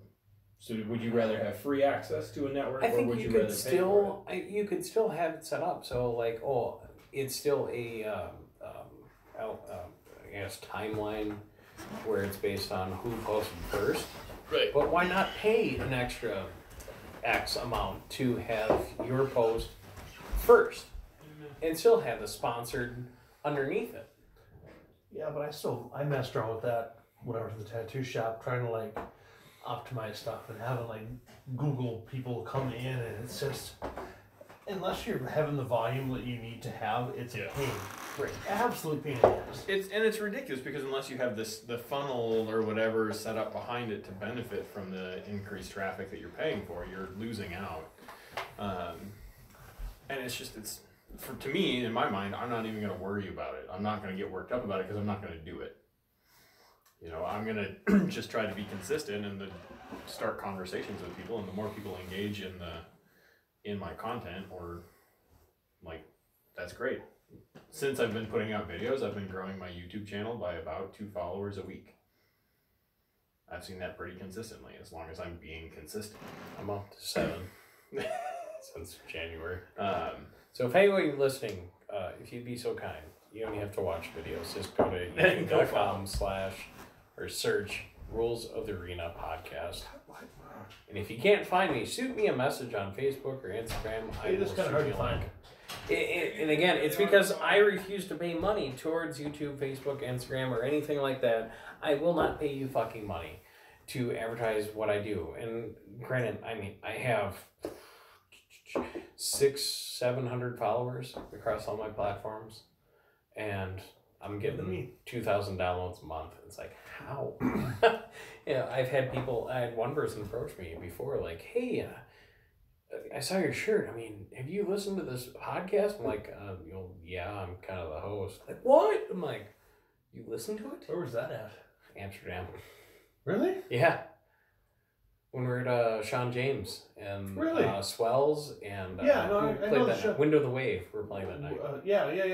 Really? That's what you come up? Someone saw my arena shirt and came up and said, hey, have you heard of this podcast? I'm like, no. No, I have not. Tell me about it. And yeah, it's like, holy shit, somebody actually listens to this. And it's cool to me. And granted, I'm kind of behind, I would say behind the curve as far as podcasts go in the grand scheme of things. Yeah, what I'd say they started getting popular late 90s. Not really popular. That's when they came out, 97, 99. I'd say mid 2000s. Like podcasts and blogs kind of. The earliest I ever heard of anything was 99. And that was when it was strictly Apple. Right. And the only reason I know about that is because my old high school teacher, he had a gaming podcast with his buddy Aaron. So it was Aaron Hilden and Mo, I don't know his last name. They did a gaming podcast, and Hilden would go out to E3 every year on a media badge for it. And unfortunately, he passed away. He had the flu or something or other and had a complication with diabetes, laid down for a nap, didn't make it out. But his friend Mo, at his funeral, read letters from people all over the globe that listened to their podcast. I'm like, and this is years before I even thought of the idea of doing a podcast. I'm like, holy shit. I'm like, what is this? And, thinking podcasts were strictly an Apple thing, not realizing the grand scope of it until a year and a half-ish before Rules of the Arena launched. One of my employees, he was listening to these podcasts all the time. And I go, what the fuck are you listening to? Oh, this is Joe Rogan. He has this guest on. I go, what? Oh, this is a podcast. I'm like, where do you get it? Oh, this app, blah, blah, blah. I'm like, oh, that's kind of neat. Launched the arena. Things weren't going well. And I realized that I needed to figure out a way to build the why. Why do people want to buy the clothing? Why do people want to follow the arena? And this kind of bouncing ideas off of people's heads, blah, blah, blah. Until I talked to Casey. And he goes, oh, you should start a podcast. I'm like, what's a podcast? What's this? And that's when I started listening. Well, then a year later, I'm in the studio with this guy, and we're recording what later became episode 2. Justin, for those of you not watching live. Considering the only person that anyone can see on the Twitch stream is you. No, I'm still in it. Oh, are you on the edge? Yeah, I'm behind the comments thing. Yeah. And yeah, that's what became Rules of the Arena. Right. And it was an uphill battle. As it should be. To just get the RSS feed onto different streaming platforms. Let alone people listening to it. Fuck, I didn't care about that. I'm like, oh shit, somebody downloaded it and it's not my mom? Awesome. Just get it out there. Yeah, and that's, I think that highlights, in most cases with any social media, the thing that people are buying is your story. Like, you want them to buy t-shirts from you? Great. They have to buy into... Why? Yeah, they have to buy into you, what you're doing, what you're...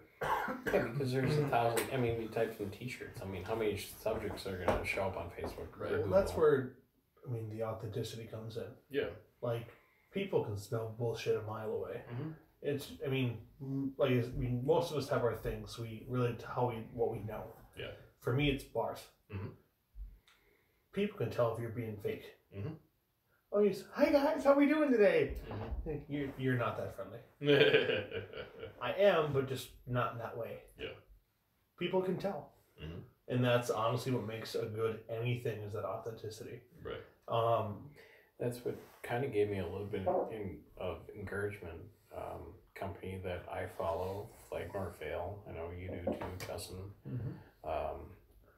Rob and Dana Lynn Bailey, they were kind of talking about that. I mean, Dana became really a household name if you follow the fitness industry. Not because she was posting pictures of herself in a bikini, but because she went out there and just busted her ass. First female Miss Olympia ever. Was it ever? Yeah. She won the first year that they opened up to females. Did not know that. To females. Women, sorry.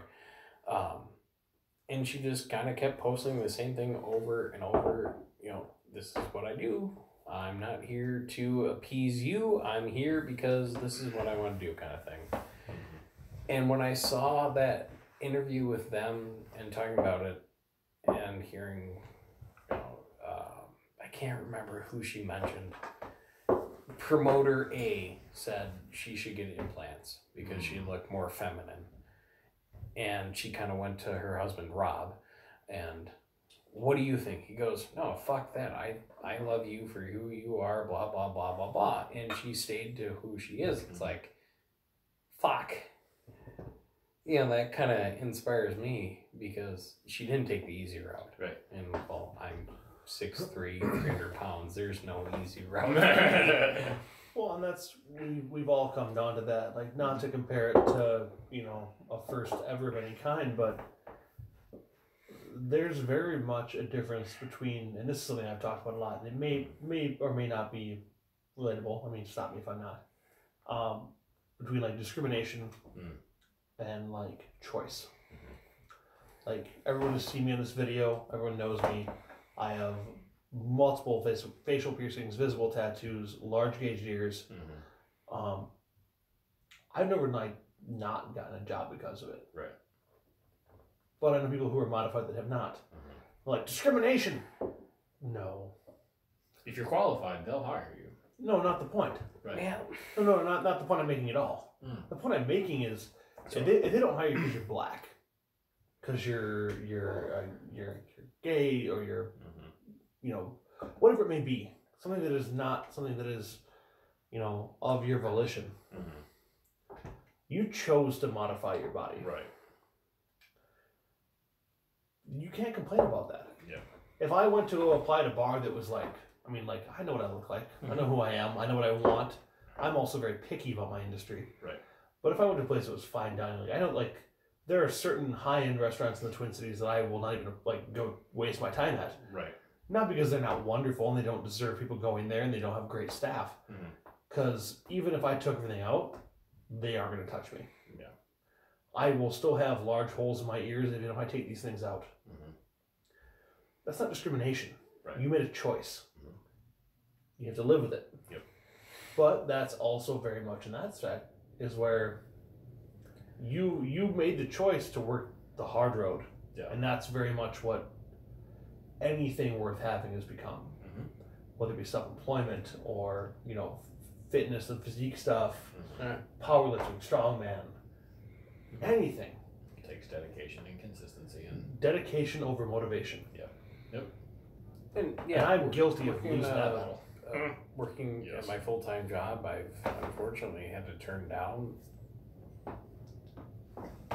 probably 2 or 3 people in my career because they've had weird facial piercing, weird air quotes weird, and weird, again, air quotes, hair colors.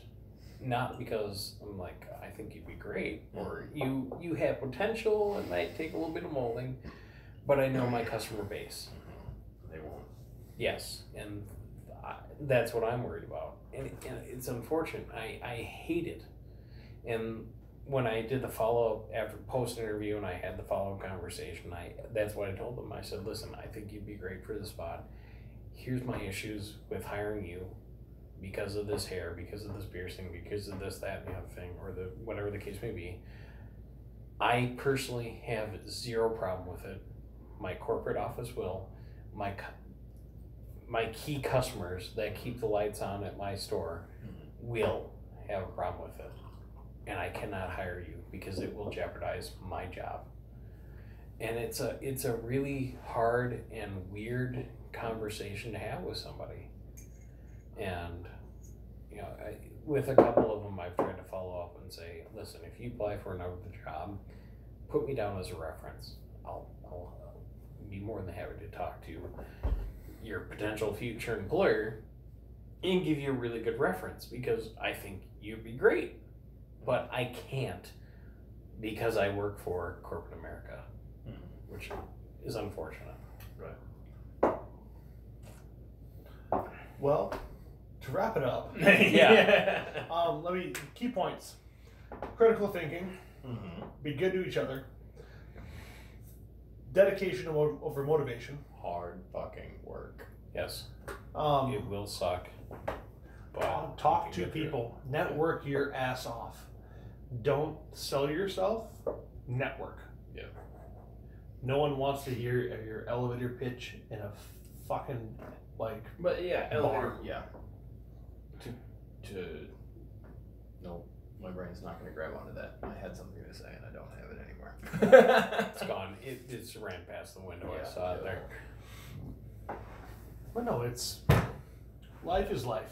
Okay, sorry, I do have it. Networking is not like going to networking events, blah blah blah. It's making a genuine connection with other people. It's like that's the thing. I think like our view of networking is weird and just like it's Listen to it's what we it's the conversation that we had today with the at the distillery. You know, that's good networking. Well, yeah. Oh, we didn't talk about that at all. We didn't. And I know. No, I'm not. I'm not gonna bring it into a full conversation. Yeah. I'll nutshell it. We'll do a second conversation. Oh no, about nutshell. We went to a small distillery in what's the fucking that. Scott.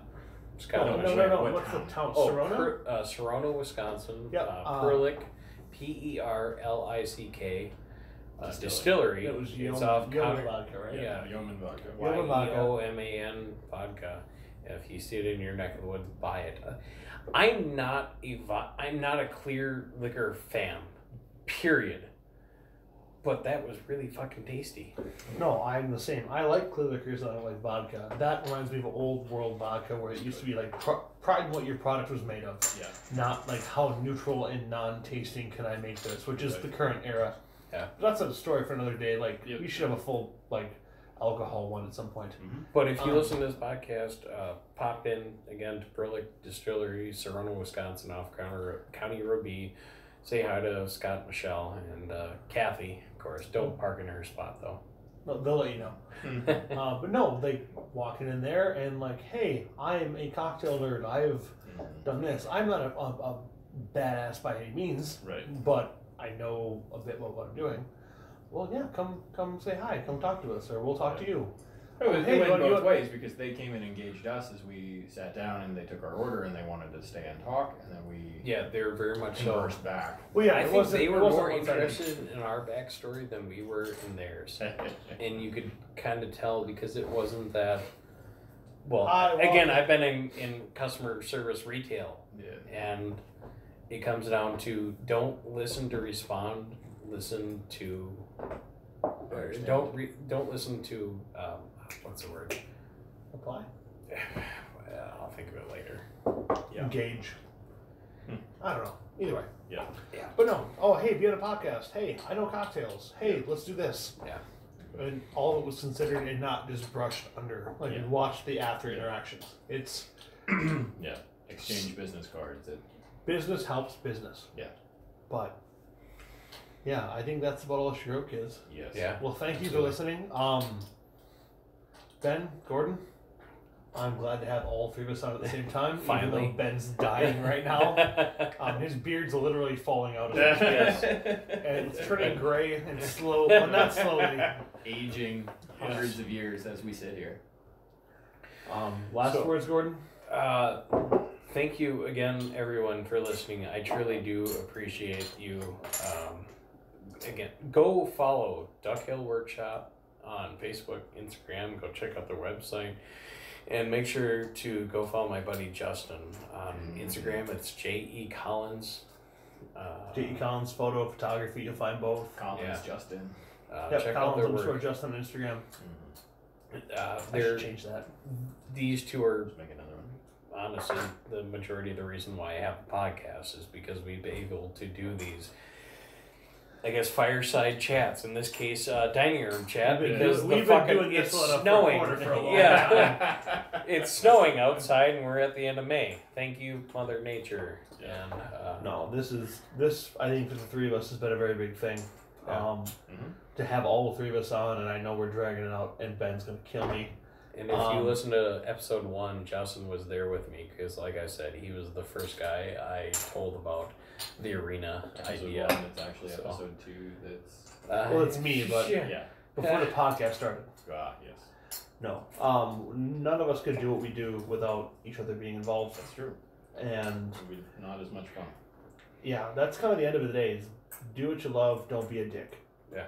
That's kind of a rule for life. Do what you like, don't be a dick. Do what you like, don't be a dick. It doesn't matter what it is. Live and let live. Yeah. Fuck it. If you're thinking about doing something, podcast, woodworking, photography, whatever the case is, pitch ideas to people. Take their feedback. Don't get mad if they say it sucks, because it probably does.